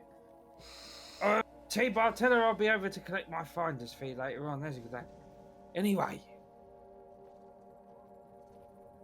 on to business. It strikes me that we're going to be on a little bit more of a war footing going forward if T-Bar's magnificent display is anything to go by. What happened? We blew up a T-Bar blew up a Medicorp building, one of their headquarters in San Antonio. I feel like as he says that, that is when the gas tank crashes through the barn. Oh, son of a bitch! That is Hold on, probably I have because the of that. perfect thing for it right now. Hold on. So yeah. Y'all can't go into one major city without blowing the thing to high hell. I didn't blow it to high hell. Calamity didn't blow it to high hell. Jack sort of helped, but it was... Never mind that. Can we pin this back on Medicorp like we pinned their own nuclear fusion generator explosion on them? Maybe? Yeah. Yeah. Any of those, No, probably not. Oh yeah, we might need to call that guy from that nuts and bolts shop. I think they got something off my AV. I might need to see if I can get it cleaned. It's like 600 eddies for a clean.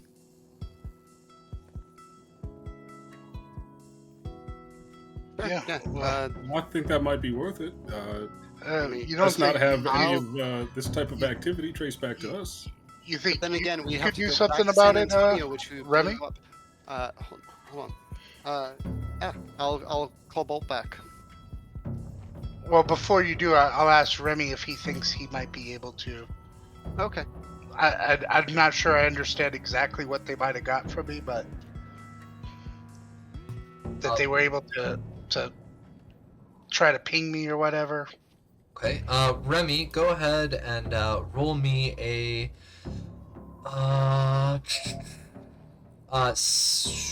basic tech check. DV is going to be a 17, which your base should be above.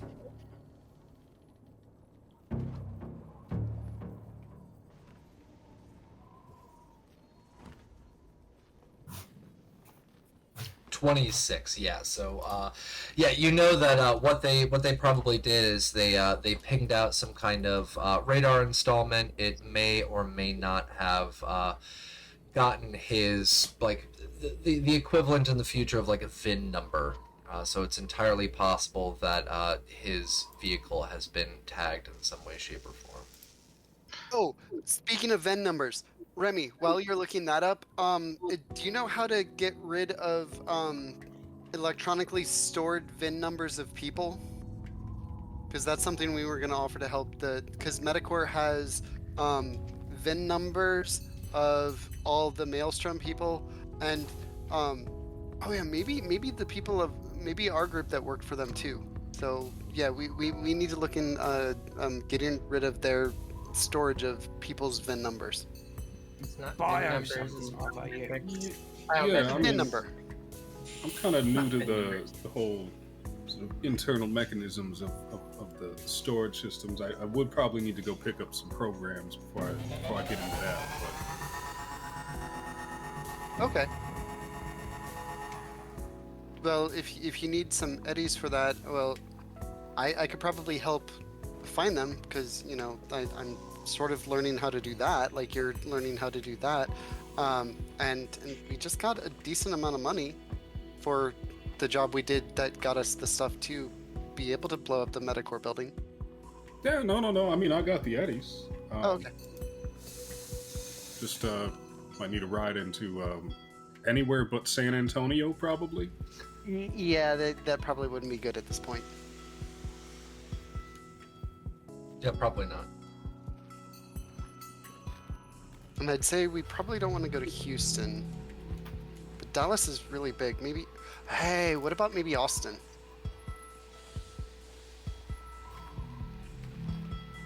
Whatever you think is best. We're just gonna need a good fixer. Not that you're not good. But I've got some more expensive ideas on mine. Fair. I'm getting there, but yeah, I'm not there yet.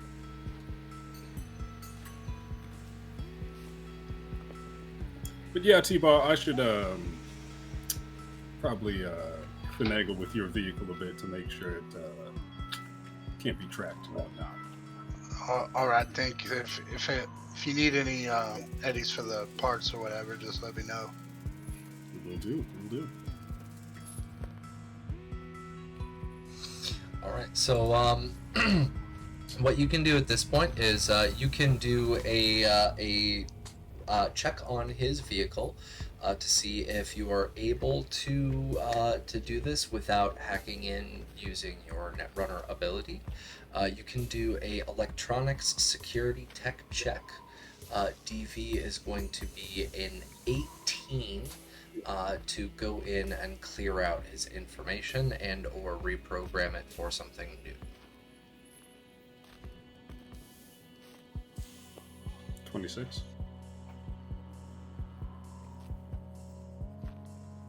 Wait, right now that was a 26. You have no issue being able to do this with your technical skill.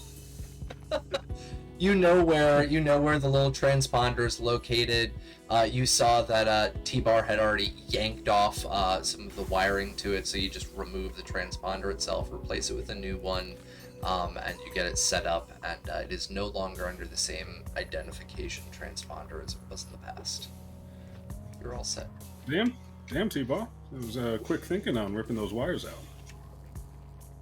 I'm impressed. Yeah, normally if I rip something or break it, it helps. So I figured that would help. It's a pretty consistent rule of thumb. Yeah. Definitely good training from the Air Force, I guess. Just like they say in the Space Force, when in doubt, bomb something. I love that show. Whatever works.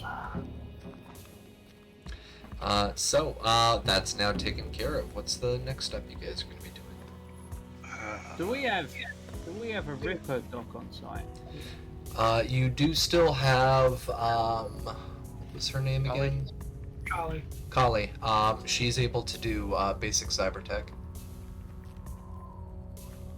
And have we been able to get any more information about the location that we're going to hit to ideally free the Snyders? Yeah, you already received a data shard on that. Oh, okay, yeah. I think we should, now that we have a little bit more money under our belt and a little bit more, some grunts and some fortitude, we may need to get a plan together to do that. And I'm not good at the planning. I'm good at helping process plans, but We also got a shitload of flicker that could be worth a lot of money and make things easier. Good. What do we know about where they're being held? we got the data shard, but wasn't it encrypted, and that's why we were possibly needing to get a netrunner to We get the paid. information We off all of it, or we all gave you 500 eddies so that you could pay someone 3,000 or something like that. that was to get the shard. Yeah, that was to purchase the shard.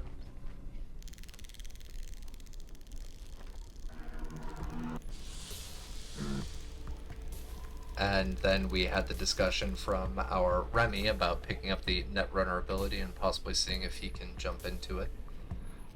Yeah, Remy. Yeah. Again, I mean, You've gotten that I've equipment been yet? doing my research and all that. I just gonna need to run into town and snag up some programs so I can actually, Oh, do stuff. So let's all go to Austin. I think that'll be the safe bet. We can try there first for the programs. I mean, don't we already know a pretty good fixer in Dallas? Alice? Yes, we do. That's the one. Yeah. That's true. Oh yeah, that's... Yeah, I thought we ended up saying that Dallas actually wasn't that high level. yeah, Dallas wasn't that high level and didn't have access to a lot of the things that we needed. A lot of the things that you needed are super luxuries. 5,000 eddies is not super luxury. I thought that was super luxury. That's just luxury. I think 10,000 super luxury. Just luxury, right? Sorry, my bad. No, Zach, you're thinking of the thing that I was talking to you about. Ah, right. Yes. Okay. Yes, that was super luxury. Yeah. So, he can source a decent amount of stuff. He might not be able to get luxuries, but he can get a decent amount of stuff. Calamity has already worked with him in the past. That he was even able to source in like housing for you, but that was again not luxury. Do we know can he source up to 1,000 eddies, or was it just 500? He was able to do 1,000. Yeah, perfect. Dallas will do Okay. just fine. Okay, then we can go up to Dallas. However, I would say since we're going to a bigger city like that, I would like to borrow one of the other vehicles from the group and leave the APC here. He can source up to 1,000. Just because I want to be more incognito instead of drawing attention to ourselves. I Take kind it of easy. blew all my rockets. If he might be able to get those, but they're a little pricey. I wonder if you think you'd let us pay him in Flickr. Well, you might also know the night market. So this is actually something that we had kind of discussed in the past, and one thing that was a little bit difficult with trying to figure out and balance. But I'm going to be including this in our next release on the supplement for the Vehicles of Red. As you guys already know, when you are a nomad in just the core rulebook, when you go back to camp, you're able to get your repairs. Unless your car is destroyed, then you pay $500. When the vehicle's returned back to you, your ammunition, your tank is full. So this is your nomad clan, your family is frequently how you are able to source that stuff in without the personal expense.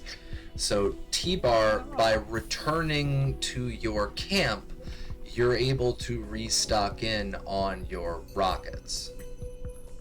Well, shit, I would have fired a lot more rockets if I knew that I wasn't spending 1,000. Yeah. We haven't really delved into that super deep because I actually had written myself a note on my publisher document, like, should this be okay or can this be okay? Is this too easy to be abused? So that has always been my concern. With you guys, I'm not too worried about y'all abusing it because I already know you are going to, because you guys like the boom booms. But that also being said, because of the limitations on things like the large rocket, you're not even level high enough to get the large rocket. So it's not like you're going to be abusing, like, oh, I'm going to restock large rockets. It's $80,000 worth of munitions for free. Like, that's not going to happen. And if you're a level 10 nomad, you should be able to do something like that anyway. So, yeah, you're back at camp, and when you drop off your AV over at, what was it? Sunny Bun? Sunny Bun. Yeah, Sunny Bun Island. You're able to drop on your little AV helicopter landing pad, and folks are starting to restock it for you. So you're all good.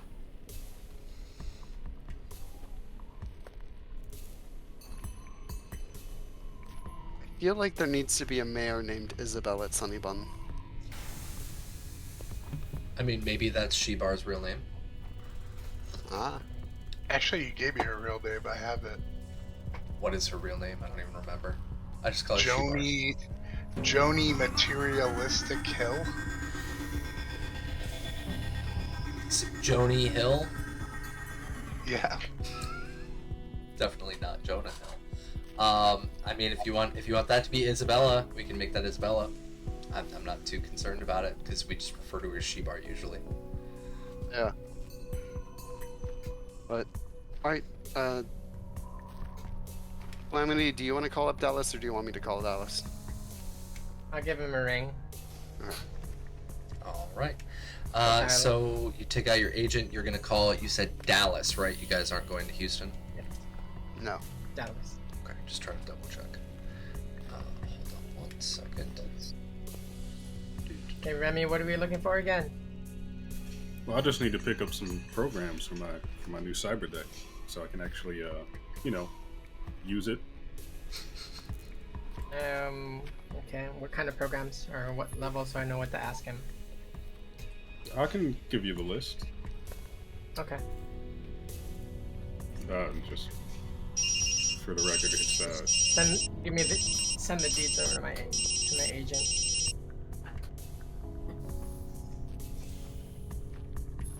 That one was a little aggressive. What's the other one? That one's very short.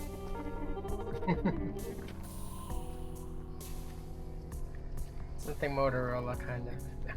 This is Pathfinder? What? It's There we go, worse Cyberpunk. because I've got the Cyrus game set up on my phone, so it ringing is coming from my phone anyway. That's wonderful. That's sweet. What? Dallas. Several agents assist in marshalling pathfinders. As Marcus What in the controls world? several maps of Absalom's system. Someone's under attack. Once a crowd has gathered, he struggles happened? to address the gathered society. What do you have playing, Cap? I don't even know what the fuck is happening. I'm just gonna click stop. Hold on. You're being hacked. Alice is playing a video game. It jumped into the apartment sound set, and then somehow it jumped into a Pathfinder sound set. I'm still learning this system, folks. I am so sorry. I am an absolute knob sometimes. Hold on. Been hacked. You need an NPC named Marcus now. Why? I'm lost. That was the name mentioned in that dialogue. Okay. But they said See the a bus driver Pathfinders. / arms dealer.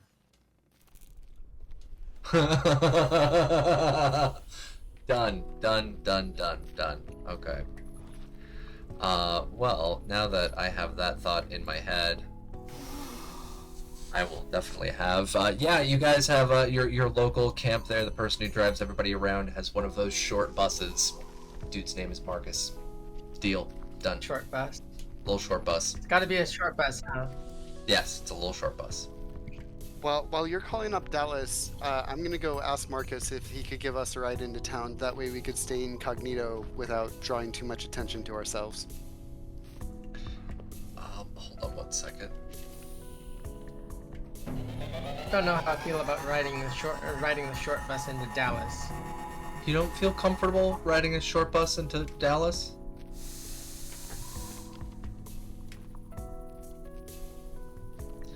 Alright, hold on one second, because I don't remember. Isn't our APC kind of a short bus? Kind of. Marcus Kincaid has been around for a long time, ever present with but a simple role in stop. purpose. Stop. Like a domino. Hold on, I'm just trying to. Oh, there we go. Borderland Marcus cutscenes. There we go. I want to hear his voice so I can remember how he sounds. Because I haven't played the Borderlands now in like over a year. You want to hear a I've been story? playing that huh? non-stop. What about the past treasure 2 weeks. hunters? Okay. So he's like gruff Russian. He drives your bus. Let's go. There we go. I can do that. I can pull off shitty Russian accents. Speaking of Russian accents, folks, don't forget on April 1st, we're going to be holding a fundraising charity stream here on Cybernation Uncensored to support people in Ukraine against the Russians. So, yeah. Marcus, though, is a futuristic bus driver, though, so not Putin. I feel a crossover happening. Oh god, yes. So Marcus is ready to go whenever you are. You said you're gonna call up. Dallas first, and so you get onto your agent, and now I have it finally set up. There we go. So your agent goes off, and Dallas picks up, and he's like, "Yeah, Corbin Dallas, what can I do for you?" Hey Dallas, it's Calamity. Yeah, what's up, Calamity? I haven't heard from you in a little while. And been busy. I got some shopping that was wondering if you can help me source some stuff. Shopping? Yeah, we can do some shopping. I'm sending you some stuff. One of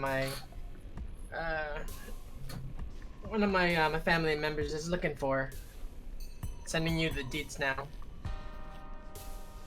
Alright, sounds good. I'll see you in a little bit. Send them on over.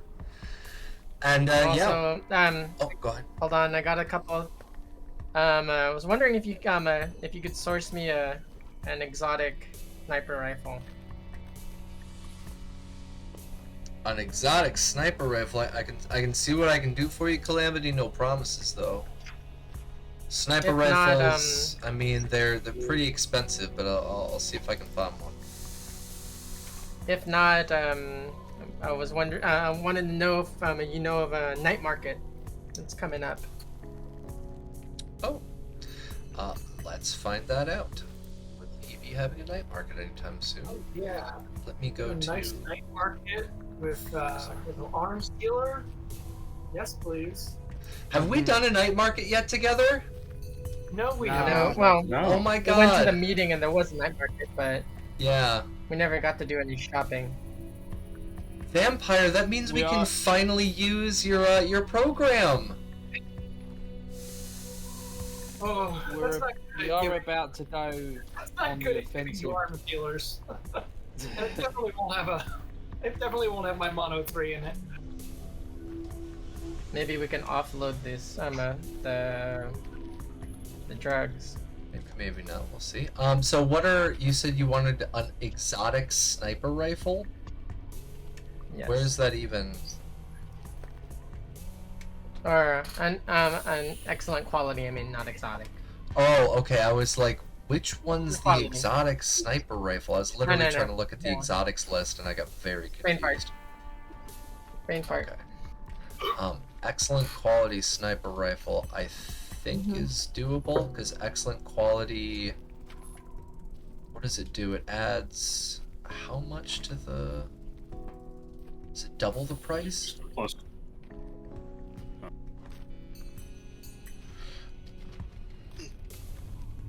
Because I haven't had to look that up, how it adjusts the price. There we go. Excellent quality weapon cost. So standard sniper rifle. How much is standard sniper rifle? It is sniper rifle is 500 eddies. Excellent quality weapon cost from a standard 500 eddies. So yeah, that comes out to the top end. Very expensive. So 1,000 eddies. He will be able Not a to problem. source that. Okay. Sweet. All right. So yeah, when it comes to the fixer roll ability on here, hold on 1 second. Let me go find my fixers. Scrolling through this PDF is always fun. Oh my god. There we go.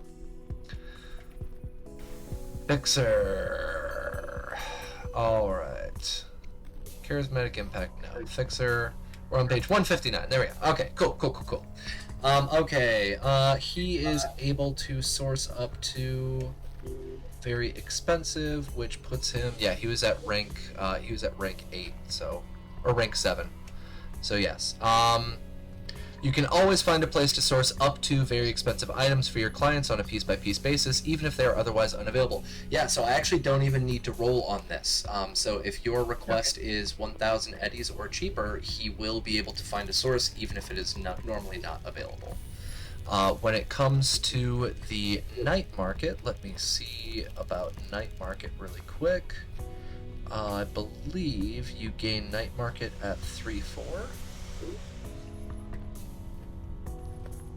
Or is that 5-6? 5-6. Once per month, working with other fixers. All right. So, do we know what date it is in game? What is the date? We do not. Okay. You don't keep us abreast of that stuff. Yeah, it's Because we've had a lot of time jumps. So 9. So what is month 9? So July, August, September, October. So it is now October.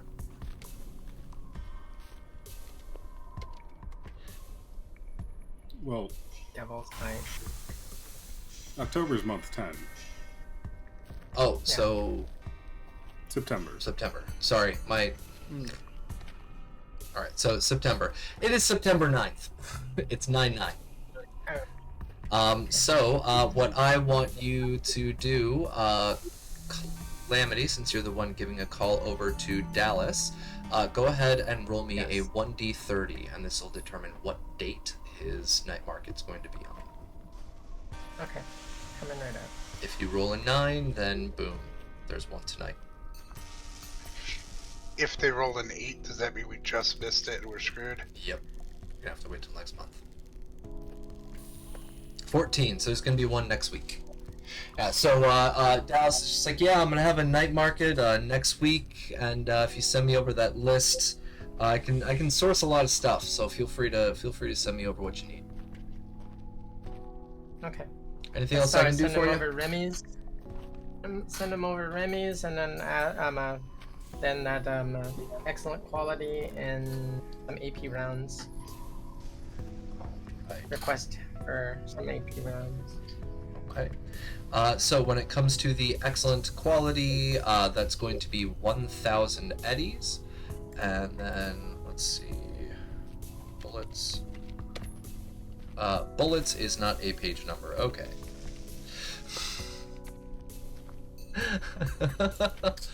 We can handle that off cam. Okay. I just wanted to jump on that now. If you don't mind, it'll only Okay. take 1 second because I'm right on the page for ammunitions. I am not on the page. What I found from when I was GMing. Standard is 10 eddies. eddies per 10 rounds. But she wants AP. That'd be 100 then. Yeah. So 100 eddies For a box of or 10. 10. Okay. So how One thing many that do I you want to found purchase? while GMing about night markets is that generating a night market completely randomly, generally speaking, leaves the players with nothing to do there, and there's no reason to bother with it. Night markets should absolutely be customized for the game in progress. And this is coming from the person who made the random generator? Yeah, no, the randomly generated night markets from the book have things like spare clothing and things that most gaming groups would totally ignore. Okay. Or things that you could just buy anyway. Yeah. Okay, I'll keep that in mind. Probably No go worries. with 30 rounds. Probably buy 30 rounds of AP. So total cost fee is going to be 1,300 eddies. Okay. And then who else was trying to order stuff in from Dallas? Remy. Programs, right? Yeah. Yeah. I already have the prices. It's gonna come to 1670 for 5 programs. All right, and each of them are under 1,000. Yep, one's 1,000. We got 100, 50, 20, and 500. All right, you're able to source all of those from him, no issues. Is there? You can add those into your bank in just a minute. Make sure to take out the cash. Is there anything else that somebody else is trying to order or purchase? I'd be speaking to Callie about getting a bit of cyberware maybe, but that would be separate from this. Do you know what the cost is?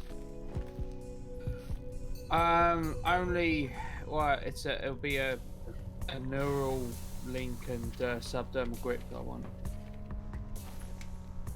So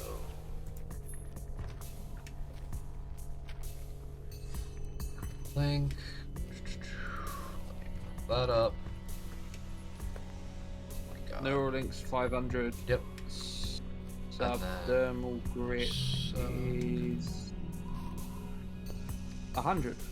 Yeah, you'd be able to source both of those, and he's a fixer. You'd be able to get a connection to go in for a ripper duct to get it installed.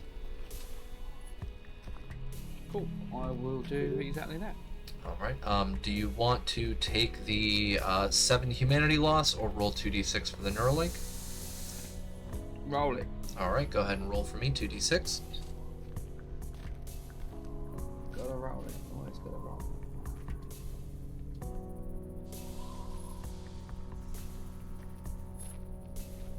it. Hey.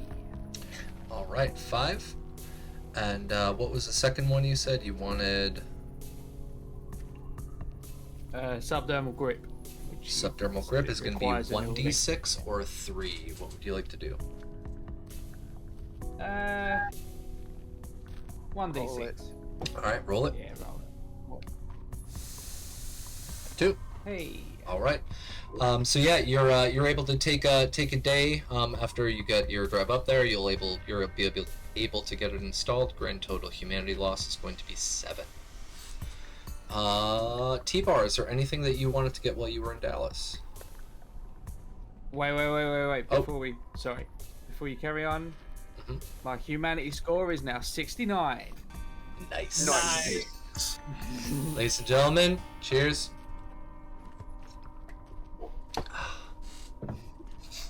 T-Bar, is there anything that you want to get while you're in Houston?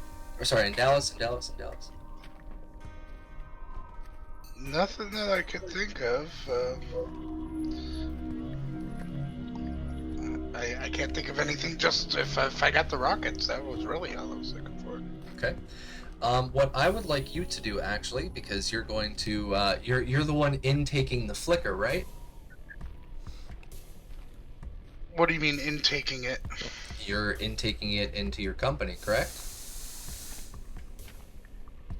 I guess. All right. What I would like you to do for me right now is, please roll for me a business check. Can you get a business connection inside of Dallas to peddle this through? DV is going to be a 15.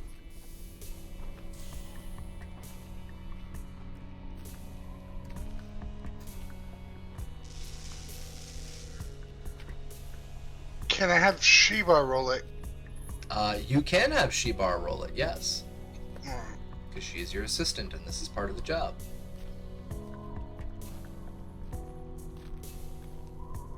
Hot damn! Yeah, 17 plus 9, so we got a total of 26 on there. You're able to get Shibar, and Shibar is able to start making some phone calls, and she's just like, I don't know why you're asking me to do, like, such a simple task. I found somebody, here's their coordinates, just drop it off to them, they'll take care of it, and they'll pay you once everything's done. Is that it? I still have 35 people to deal with. I'll tell her, good job. Here's a bonus. I'll give her 250 eddies. Oh, shit. Thanks, boss. I appreciate it. I'll make sure to put this to good use. And you hear a click. And on your sheet on there, you can now actually add in a +1 for relation. Providing a payment to an employee for a finished job is a +1.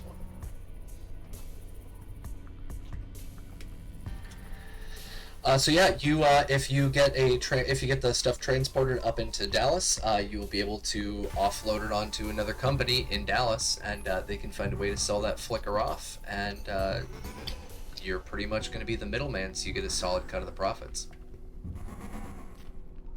And we have to transport it there, or the company? All right, I will relay the information to the group, like that. The corporation could get a big score here if we can get this stuff up to Dallas. Well, and I'd like to do it as a group. That's that's great. what we do, isn't it? Yeah. Yeah, that's what nomads do. But I was just like kind of letting everyone.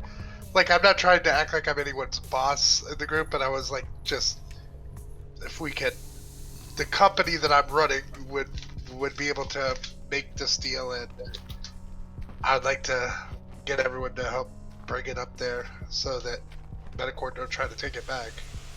Yeah, no, that sounds like a plan. As such, given that this is going to be a high-end thing, we want to go in under the radar and have it in a nondescript vehicle, or do we want to go all out and like armored transport with my APC, your AV, and then a cargo truck to carry it that we can protect? So when it comes to this, because actually this is a massively successful roll for a business check, like I'm personally kind of mind blown on this. It's just going to be a dead drop, so you don't actually have to interact with anybody. Okay. But again, the transportation to get it there, though, we could get hit along the way. So do we want to transport it in a vehicle that draws attention, or transport it in something nondescript that doesn't look like anything and have backup on the side? Like, It's technically stolen drugs. We want to go nondescript. okay. Probably a good idea.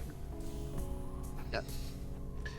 I'm right there with you. I understand that. I'm just, do we want to have the AV and the APC like following, or do we want to all take nondescript vehicles so that we're there as support if necessary? Or, see what I'm saying? What could possibly go wrong? Yeah. I'm gonna take the APC and follow from a little bit of a distance. But before I do, hey, since just because, you know, as somebody made the idea, I want to like put a disguise on the APC, like paint it to look like an armored school bus.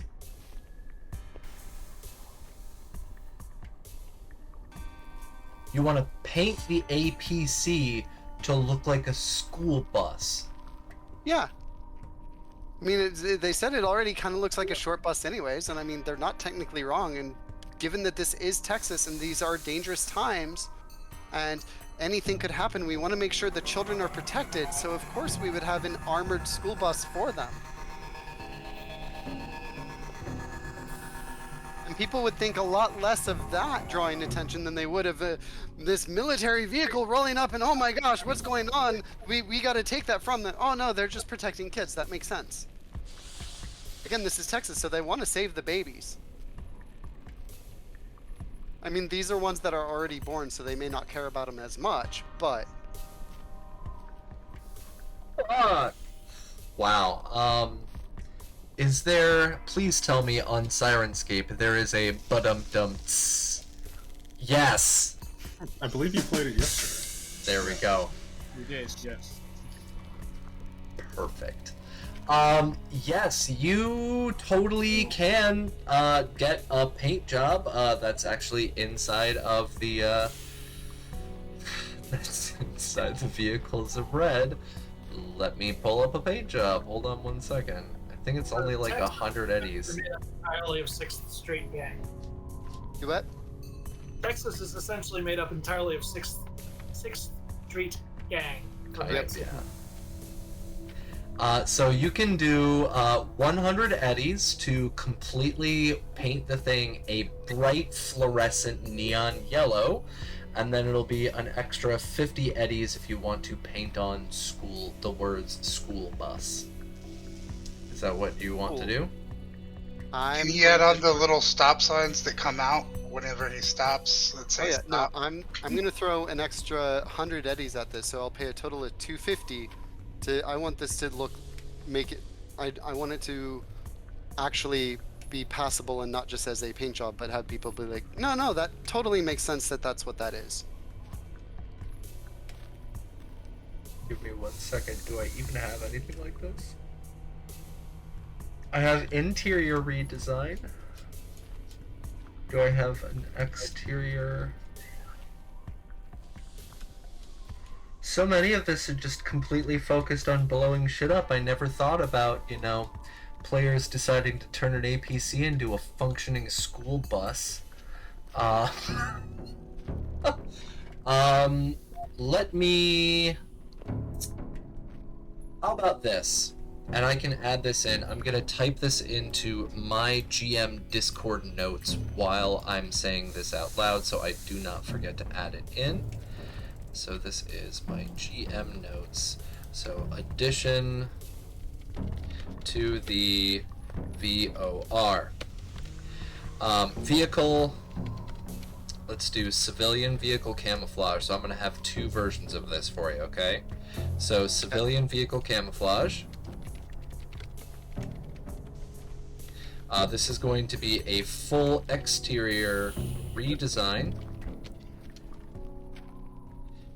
to make a vehicle look like a different vehicle entirely.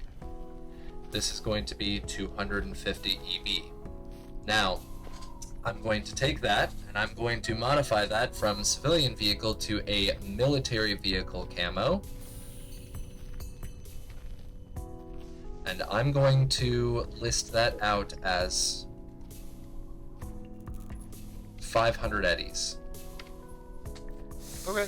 Are you willing to throw 500 eddies to completely redesign and camouflage your vehicle to look like a functioning school bus? Yes, because I don't want to draw any more unwanted attention, and I want to be able to see the look on somebody's face when they're like, holy fuck, I'm getting blown up by a rocket launcher out of a school bus. Okay. Now, the way that I'm going to do this is that I'm going to, because as I've mentioned before, even on civilian vehicles, if we have visible weapons that will draw attention, or if there's like crazy armor that'll draw attention. So what I'm going to do for the civilian vehicle camo is I'm going to allow a base of DV15 for conceal reveal on visible weapons. I'm going to do the same for the military vehicle camo. It's going to be a DV15 for somebody to notice that stuff just chilling out on your vehicle. Do you think that is fair? Yes. Okay. Would you be interested in a higher level of vehicle camo for a higher level conceal reveal? Yes. Okay. We will add in a second option. Let's do... It's going to make that a 3. That's going to be... Okay. So, 1 second. I know this is taking a little while on stream, folks, but this is how the eggs are cracked and the omelets are made. So I'm going to have this listed out as advanced civilian camo. Full exterior redesign, but it's going to allow a base of DV18 for conceal reveal, and then we're going to do the military vehicle camo advanced.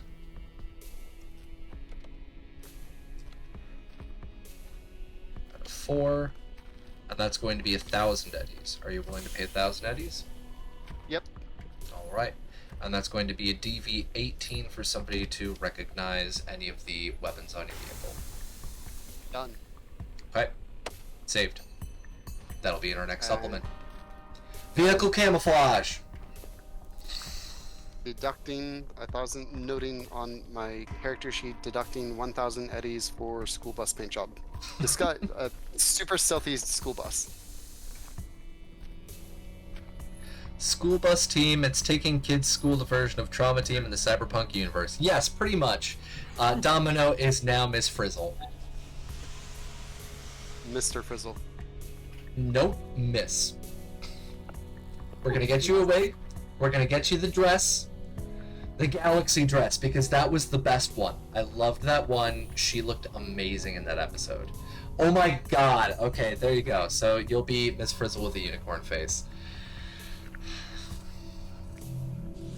And we can count this as well for like the your old vehicle that had the Bloaties paint job on it. That would be a full redesign for basic civilian vehicle camo. So yeah.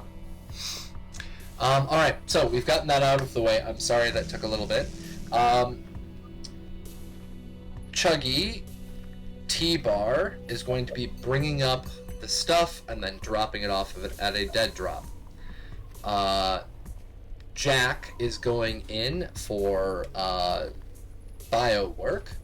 Calamity is going in to go pick up the excellent quality sniper rifle with AP rounds. We've got Remy, who's going to be going in to pick up programs. We've got Domino, who's going in to completely redesign his APC to look like a functioning children's school bus, including the decal and logo of school bus and that little sign thing that says stop on the side. That sounds good to me. Flashing lights. And the flashing lights, okay. But those only turn on when you're stopped and you have the sign out. You have to have the sign out first. Of course. It is a functioning replica of what looks to be a school bus, so... With guns. I found a picture of like an actual APC school bus. That oh my Christ, please put that on our Discord. Please send that to me. I did put it on God. Discord. Yes. Yes. We need to see the little school bus. I'm going to Photoshop that in. I will. That is my job. That is my job today. I'm gonna Photoshop that to say school bus, and then that's gonna be what your ship kind of looks like. Except we're gonna have a little tent thing on the top. Sweet. Leave, Jack leave will this also. mute. Jack will also pay the. I just looked it up. The 500 it is to get the smart gun link put on his revolver. Okay. Replace the stock on Domino's rifle with a lollipop lady stop sign. Oh my god. So yes, you're gonna get the smart link on your revolver with your cybernetics work. Yeah. Okay. Are So you that able all works. That all works together now. I get another +1 to Yeah. check. Yeah, to hit. Yeah. Cool. Can Where's- you show that picture to Twitch before you modify it, just so that they can see what we see? Yes. Hold on. Because that open picture is original. fantastic. Leave the cat. The cat is important. It has to stay. Because graffiti happens no matter where, and that's great graffiti. There we go. Twitch chat, you can probably see that now. That is an armored APC that has been repainted bright yellow with a kitty cat on the side. And I'm going to Photoshop that. Or I might find a different one that looks a little bit closer, because the APC that you have is a very specific one. But either way, my job today, this afternoon, my girlfriend is going to be going out and seeing one of her friends.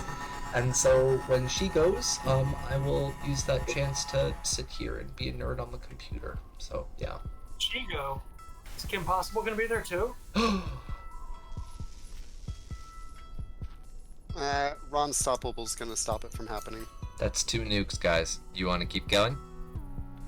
You're the one that said Shigo.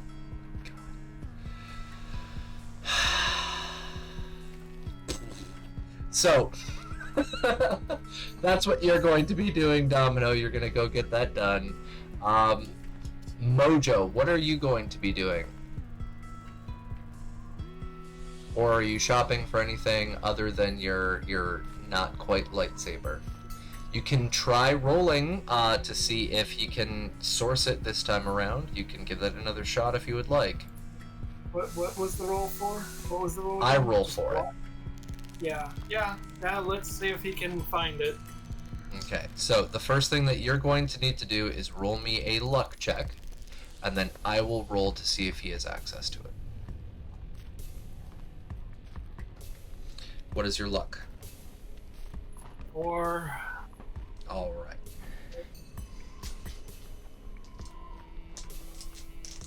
Can he source it? Not lucky. That is a no. He is unable to source it. Sorry, I got a 9. So, yeah. Nope, you're unable to source in your fancy mono katana. Dallas again just says those crazy people up in space. I don't know what those bastards are doing, but you know, they keep to themselves. It's difficult to get any communications. They just fly around in space blowing shit up, or I don't know, space orgies? I mean, it's 0 grav, just put it wherever you want. Wait, they have those? Space. Why are we still here?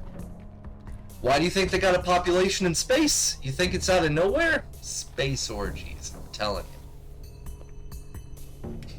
When you're not in space, it pushes you back. Well, that's why you just grab and hold on like dear life, right? Alright. It's a form of propulsion. Do It's a form of propulsion. Oh my god. There we go. I love it. If you fart in a spacesuit, gas release, would that provide any inertial movement? Or is it because it's in a contained environment in 0 atmosphere, there's no movement? Which one would it even be? Because there is movement of matter at that time. I really gotta know this now. These are See, the important it will questions hit that are it not will being hit the answered wall by of our the- astronauts. It will hit the wall of the space suit, and then will that negate the forward propulsion? And It would do nothing because it's self-contained. Okay. Thank you for ruining my hopes and dreams. but what if you put a flap Like you had a little Flap. twitch that. Unless you would like to balloon up like in Fast 9. What was that movie? What's his face goes to space, and like something happens and his whole thing just like blows up and he's just floating around. I can't remember. It's one of those old slapstick comedies from like the 80s. Sorry, Mojo. What were you saying? I'm very sorry. I highly detracted from that because my meds have not fully kicked in. Shiny objects. Do we know that we're getting a sizable chunk of income from the sale of these drugs? That is yet to be determined, but they did find a buyer, and you guys are gonna be middlemen, so. Okay. Yeah. Alright, I put a question out there to chat. Okay. So Mojo does not have any cyberware currently, except for some fashion wear.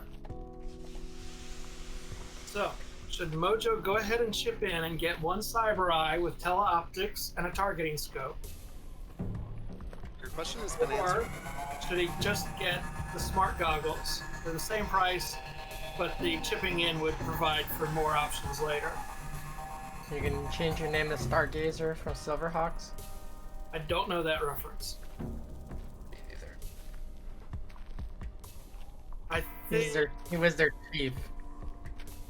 I think Mojo's just going to opt for smart goggles. Apollonia says, "Get them Googles." Yeah, that makes more sense for Mojo. Mojo would like to purchase a pair of smart goggles and 2 options. Each are only it's 500 each thing, so that's 1,500. All right. They were able to source that. Dallas is able to get it. Yep. I could source that. Yeah, you could. Wait. I thought you were only up to. Oh wait, no, yeah, 500. Yeah, you can do that. Yeah. Yeah. I can sort and I'll even cut you a discount. There you go. Do you want to Alright. go through Dallas? Or do you want to get a discount through your player? Let's go for my own family first. All right. Family first. Go ahead and roll. Do I need to roll a haggle? Yes, haggle. It's going to be opposed, and you're probably going to win it. You won it. So what's that price again? It said it's 500 apiece, so 1,500. Right. All right, so it'll be 1,500 $450, my lord. $450, $1350. times 0.9. Yeah, 1,350. Yep.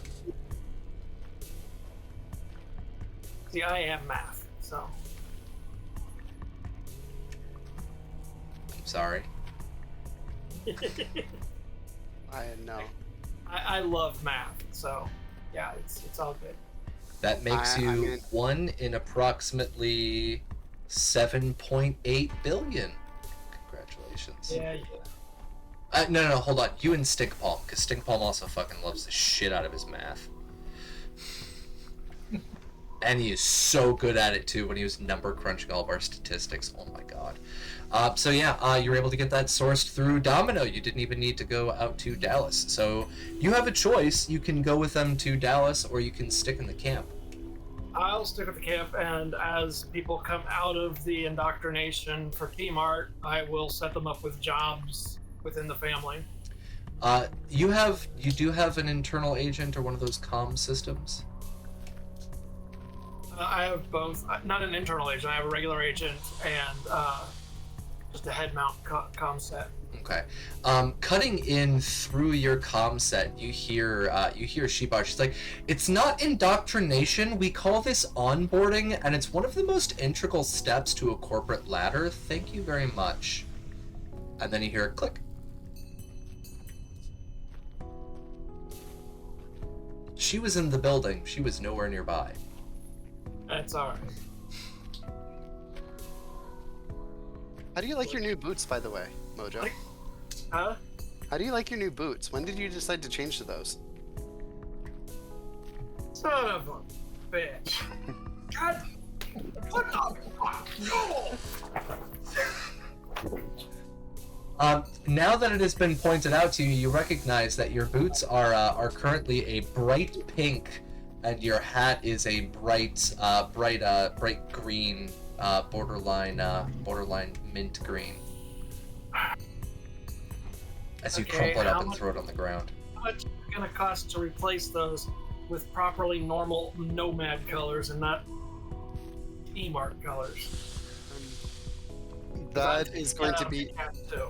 that is going to be a never-ending cash supply, because the moment you do that, the next day, or probably within the next 20 minutes, they'll be changed again. I tried. It's So to answer your question, Nomad, to replace your Nomad leathers, to replace your boots is going to be 100 eddies, and to replace your hat will also be 100 eddies. That would be 200 eddies to replace those two, or you can continue wearing them. No, we're replacing those. Okay. You need me to source those for you? You can get another discount. 200. Yeah, might as well. All right, roll for it. Opposed. It's gonna be a 14. 17. Yeah, you got it.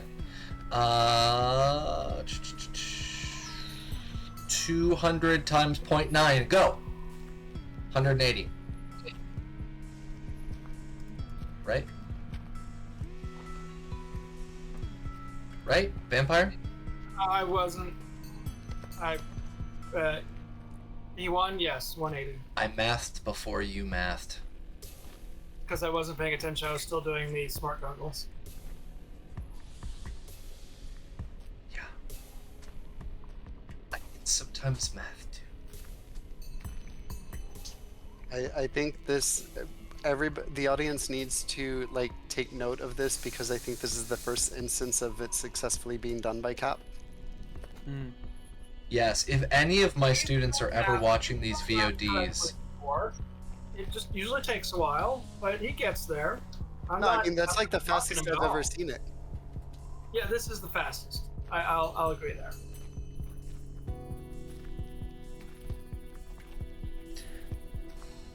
if any of my students are watching these VODs, they'll know that I openly, in class for basic algebra, will take out my calculator. They already know this. Just because I love math doesn't mean I'm shaming anybody that doesn't. I mean, I'm poking fun, but I don't math either. It's okay, I'll just cry later. While I'm making that school bus picture. I'll cry while I'm making my school bus picture. plenty of time to cry while you're decorating a school bus. It's neon yellow! It's a fucking math! And so yeah, there we go. Is there anything else that anybody would want to handle in regards to Dallas, or no? Because I think this would be a pretty decent stop-off point. Cough, cough, hint, hint, nudge, nudge. There is still something else that you guys have not done. Planning on the hit. Have you been able to source that, or actually look at... Oh wait, that's why we're picking up all the programs and things, so you could look at the thing. Yeah. Are you able to get those in time to be able to look at the data shards so that we can start planning? Yeah, I mean- probably. I also, Yeah. I would like to pick up 4 rockets. 4 rockets. Yeah, for a rocket launcher. You have a rocket launcher? Yeah, The I guy picked from it the up. moped, right? Yeah. Yeah. You forgot about that, huh? Oops. Pocket nukes. We want pocket nukes. We want to be able to launch nukes back at you, Cap. That's already happened! Look at fucking Vegas. You already decimated the city and killed thousands of people. That wasn't us. That was totally... Metaphor. That was literally Calamity, right there. Just, they're sitting right there. Metaphor. Haven't I was you ever Metaphor. knew? Metacore did that to themselves. But I'm taking credit for that. Being Behind trolled the by my own players. Again. First it's math, now it's nukes. While we're doing some of the planning, if I can squeeze in some therapy, that would be great. That would take a week. Would you want to stay in Dallas for a week? I don't know, do we? No? Okay. Never mind. I can do it after the hit. Yeah. All right. Now, last thing before we finish this up, because we are at the very, very end right now. We had that successful business roll from Joni Hill. Joni Hill was able to get a 26 on the roll for business. Now, T-Bar, this is your business. What I would like you to do is please roll me a 1d100, and this is the percentage of the sales that you will be getting back.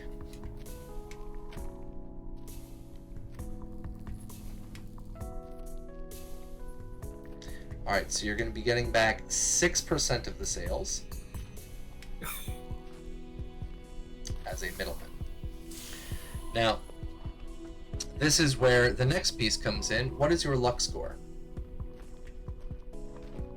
Actually, that D100 would have passed my luck. My luck is 6, I think. Okay, if you want, you can roll me right now. You can roll me a 1d10 luck check. If you roll under 6, I'll let you re-roll that percentage. Alright, you can re-roll the percentage. Roll 1d100.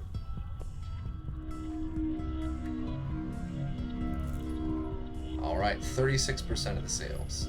So as the middleman, you are transporting this stuff from T-Mart up into T-Mart Incorporated, or T-Mart World, up into Dallas. You're going to be dead dropping it. While everybody else is off doing their stuff, we've got Jack going over and dealing with getting his surgery done. We've got Calamity going in and picking up a gun and ammunition. Remy's going through and picking up their programs. We've got Domino literally just sitting there waiting for his vehicle to get finished. We've got Mojo dealing with the finally onboarded employees, not propagandized. But T-Bar, you're able to get 36% of the total estimated value of this. Now, So that's like 720,000. hold on one second. What I need you to do now is roll me a 1d10.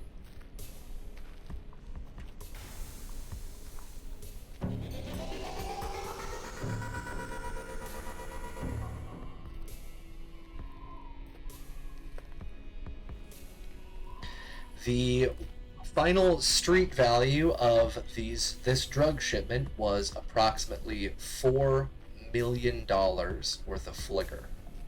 You have made a grand total of 30% of that, or 36% of that sale.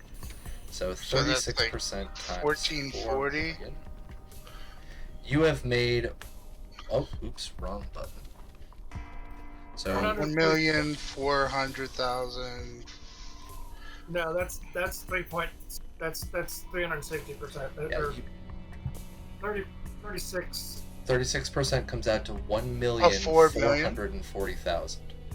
Yeah. Oh, yes. That's Yes. My decimal place was off. No worries. So total cash payment that you get transferred into your account, labeled under T-Mart Incorporated, is 1,440,000 eddies.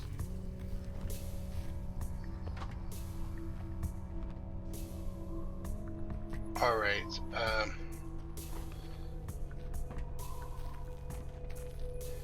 I will. Buy shares in GameStop.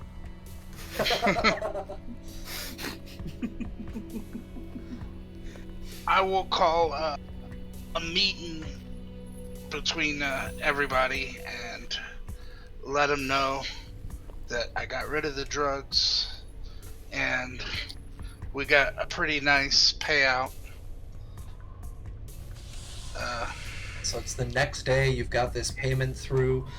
Even Shebar is there, and she's standing over your shoulder with a clipboard, looking at all five of you right behind T-Bar. And she's got her little earpiece on. I was thinking that we could split a portion of it and keep the rest in the company, for the clan, which are kind of the same thing right now. Or at least linked together as like some kind of slush fund for future stuff. I don't know what is a good amount to do. I So guess that's why.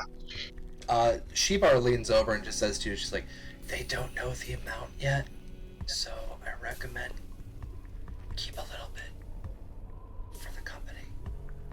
Profit.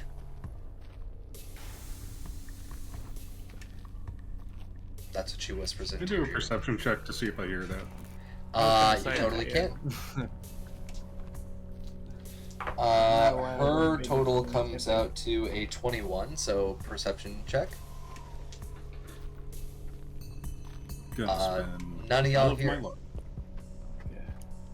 I'll spend all of my luck.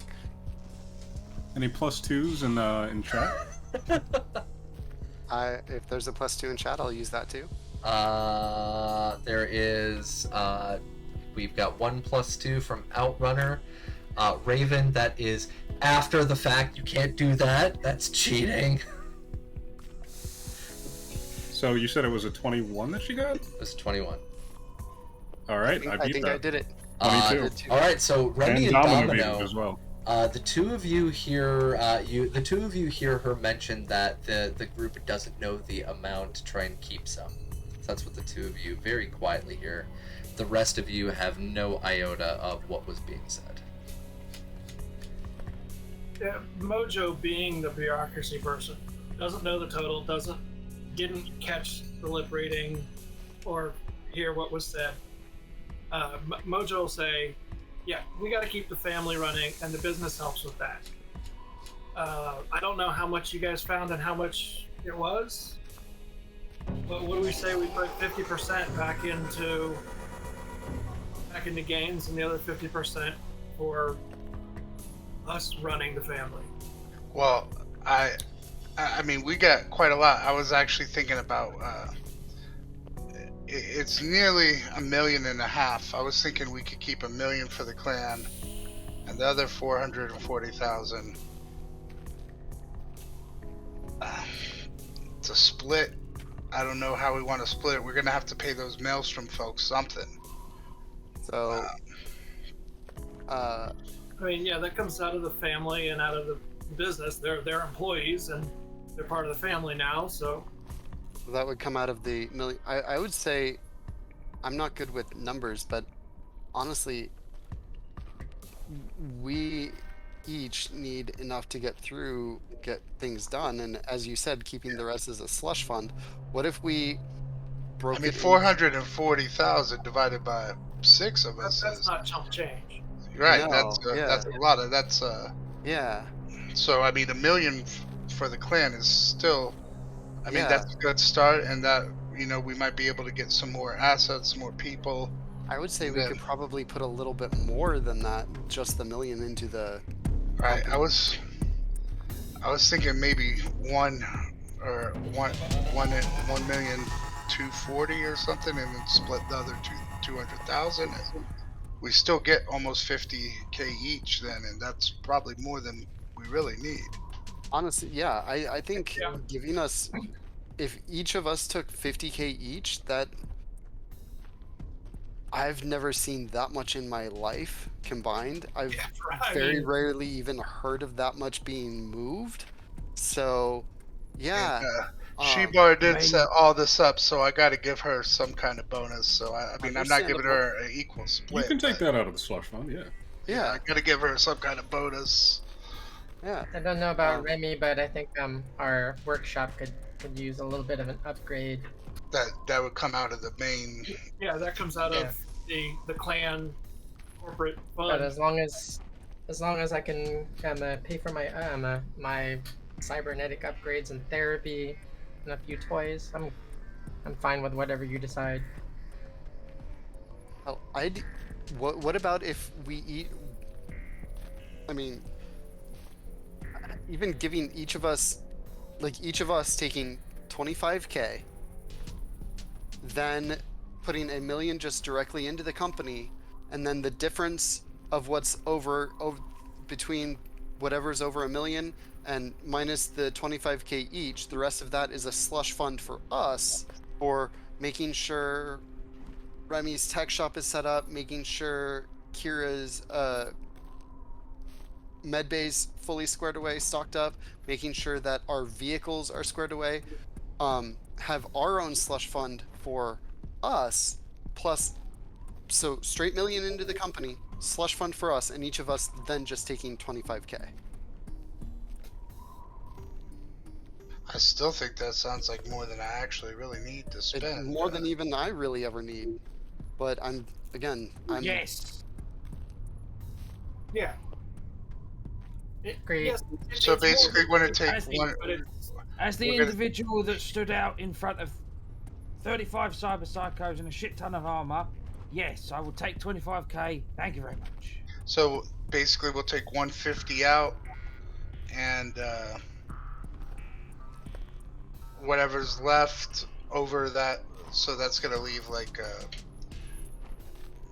90,000. 1,090,000 that's going back into the company. Well, the other would be like what he was talking about, like a 90k slush group, fund.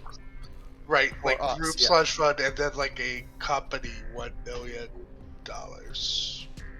for paying employees and stocks and shit. All right. And I guess out of that million, I would be giving her like at least $1,000 bonus. That's not that big, but that's a big bonus in Cyberpunk.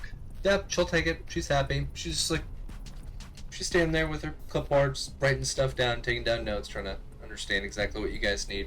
It's like, I can work with that. That's okay. That's okay.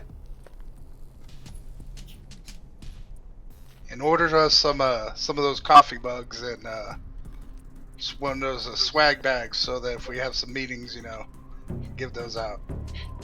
Well, I plan on getting this building upgraded. Like, Remy, I like the renovations you've been doing, but this needs to get fixed. The building needs to be a regular color too, not pink or green. I'm sorry, I'm getting a call right combination now. I've already started contacting some local construction. I will see you later, boss. And she starts walking away. Sheba, No, before she you leaves the room.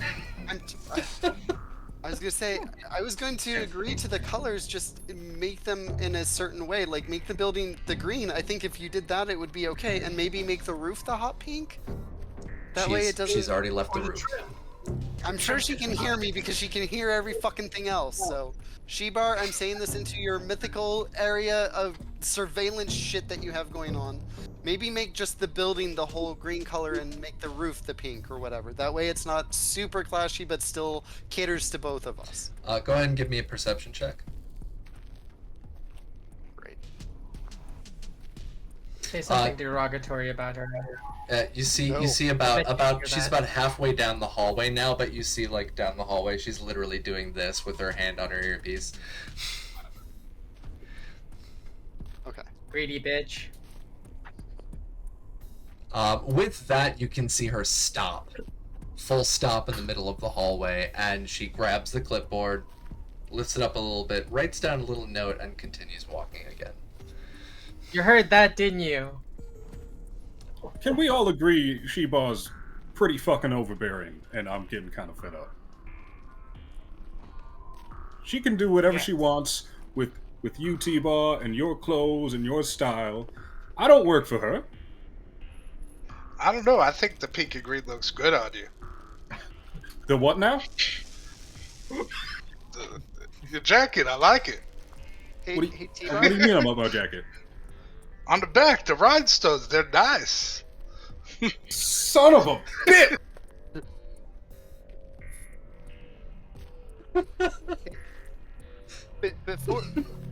Before you go too far with that, Remy, I understand where you're coming from, but T-Bar, between us right here, who brokered that deal for those drugs? Was it you or was it her? The company did it. We're a team. Yeah. All of us as part of the team. Yeah. So. God, she did it, didn't she? So. I think that she's earned a little bit of leeway with us having to accept her doing some of the things that she does, because Not to my clothes. look at what's in your I gotta get a cart. new jacket now. You know how long it's been with me? It looks way better now. Those are I not mean- my colors. Yeah, but it could be. Like, if you consider dyeing your hair. Don't even. Don't you even. Mojo's going to double check the programming on his light tattoos to make sure that they're not pink and green. Go ahead and roll me a cyber tech check, please. Oh, it's just a dial from my agent. Yeah, roll me a cyber tech check through your agent.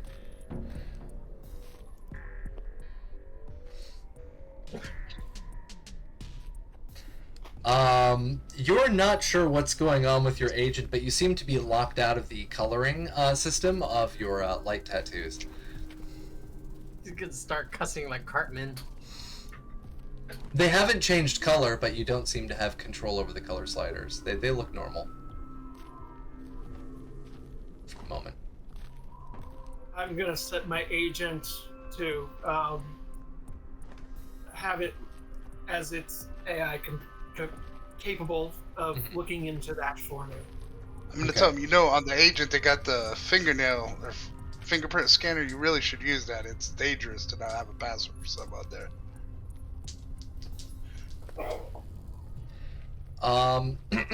With that being said, you actually hear just T-bar on your earpiece, because you also have the communicator, right? Yeah, I have a radio communicator thing. You hear come in through your radio, just yours. She says, "I actually have fingerprints of all employees on file." I don't bet you that. Okay.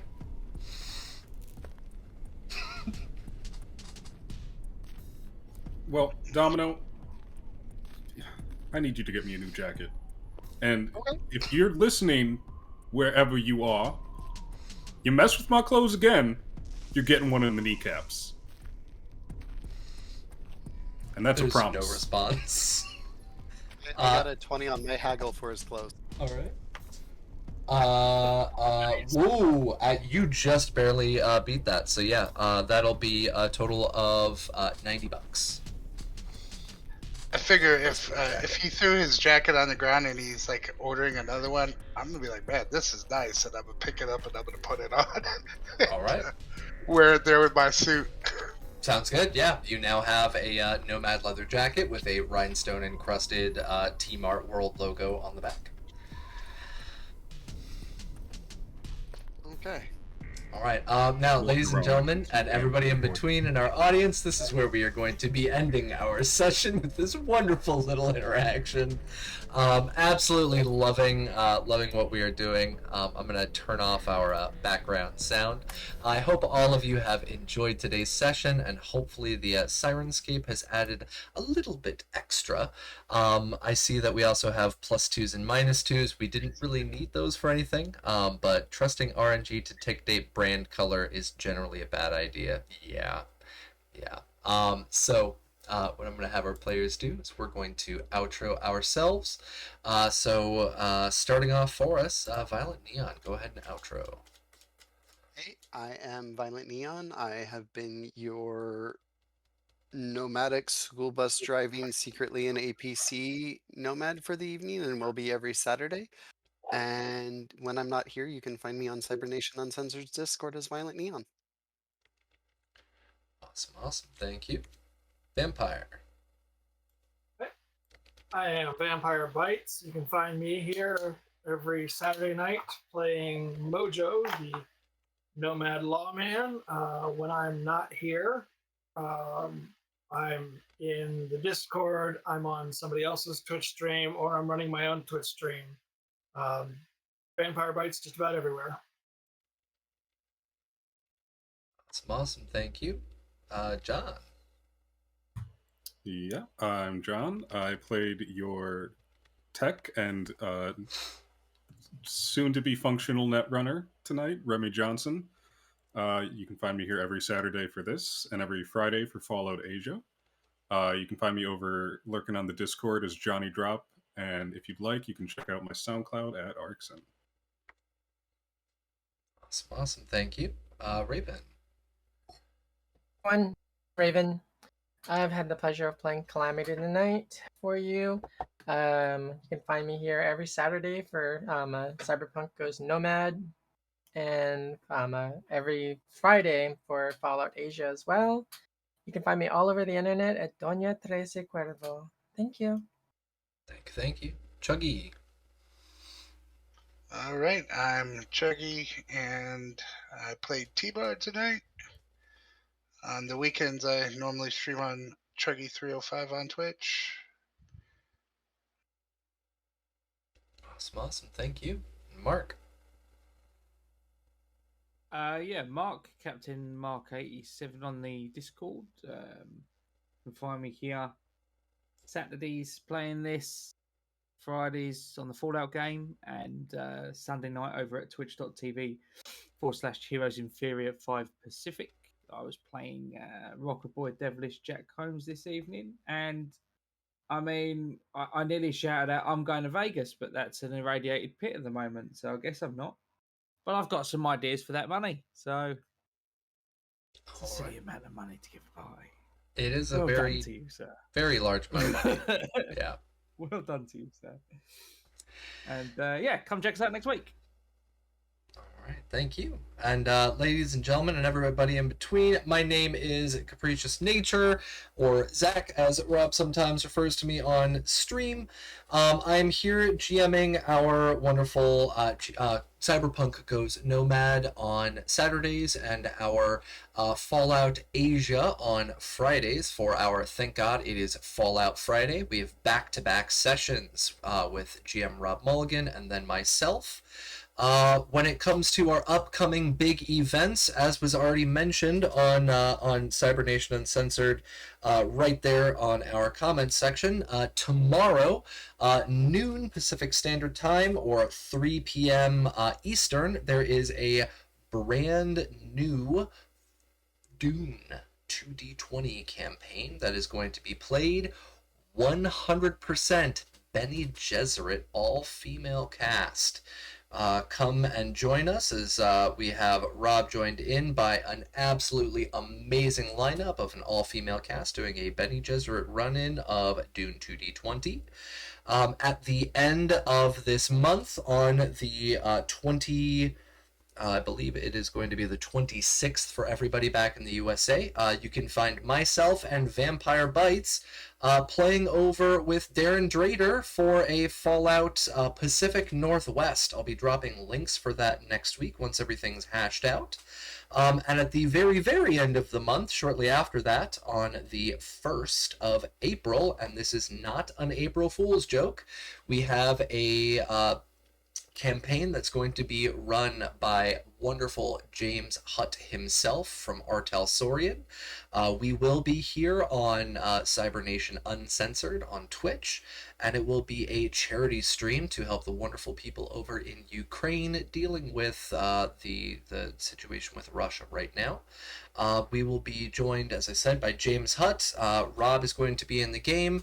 We have many other guests coming in as well, and I will finally also be a player, so I will be able to sit there and fangirl. I've already warned Rob. And James, if you're watching this, I will fangirl at you too. Just be ready. I already lost it the first time that I talked to Ellie. I was just like, hi. So yeah, get ready for it. It's gonna happen. I hope all of you have a wonderful week. We will see all of you back here tomorrow for our wonderful Dune 2D20 game under Rob Mulligan. And we will be back next week with our, thank God it is Fallout Friday, starting at noon Pacific Standard Time and going all the way until 6 for 2 back-to-back sessions. See all of you then. Everybody, have a wonderful week. Bye-bye.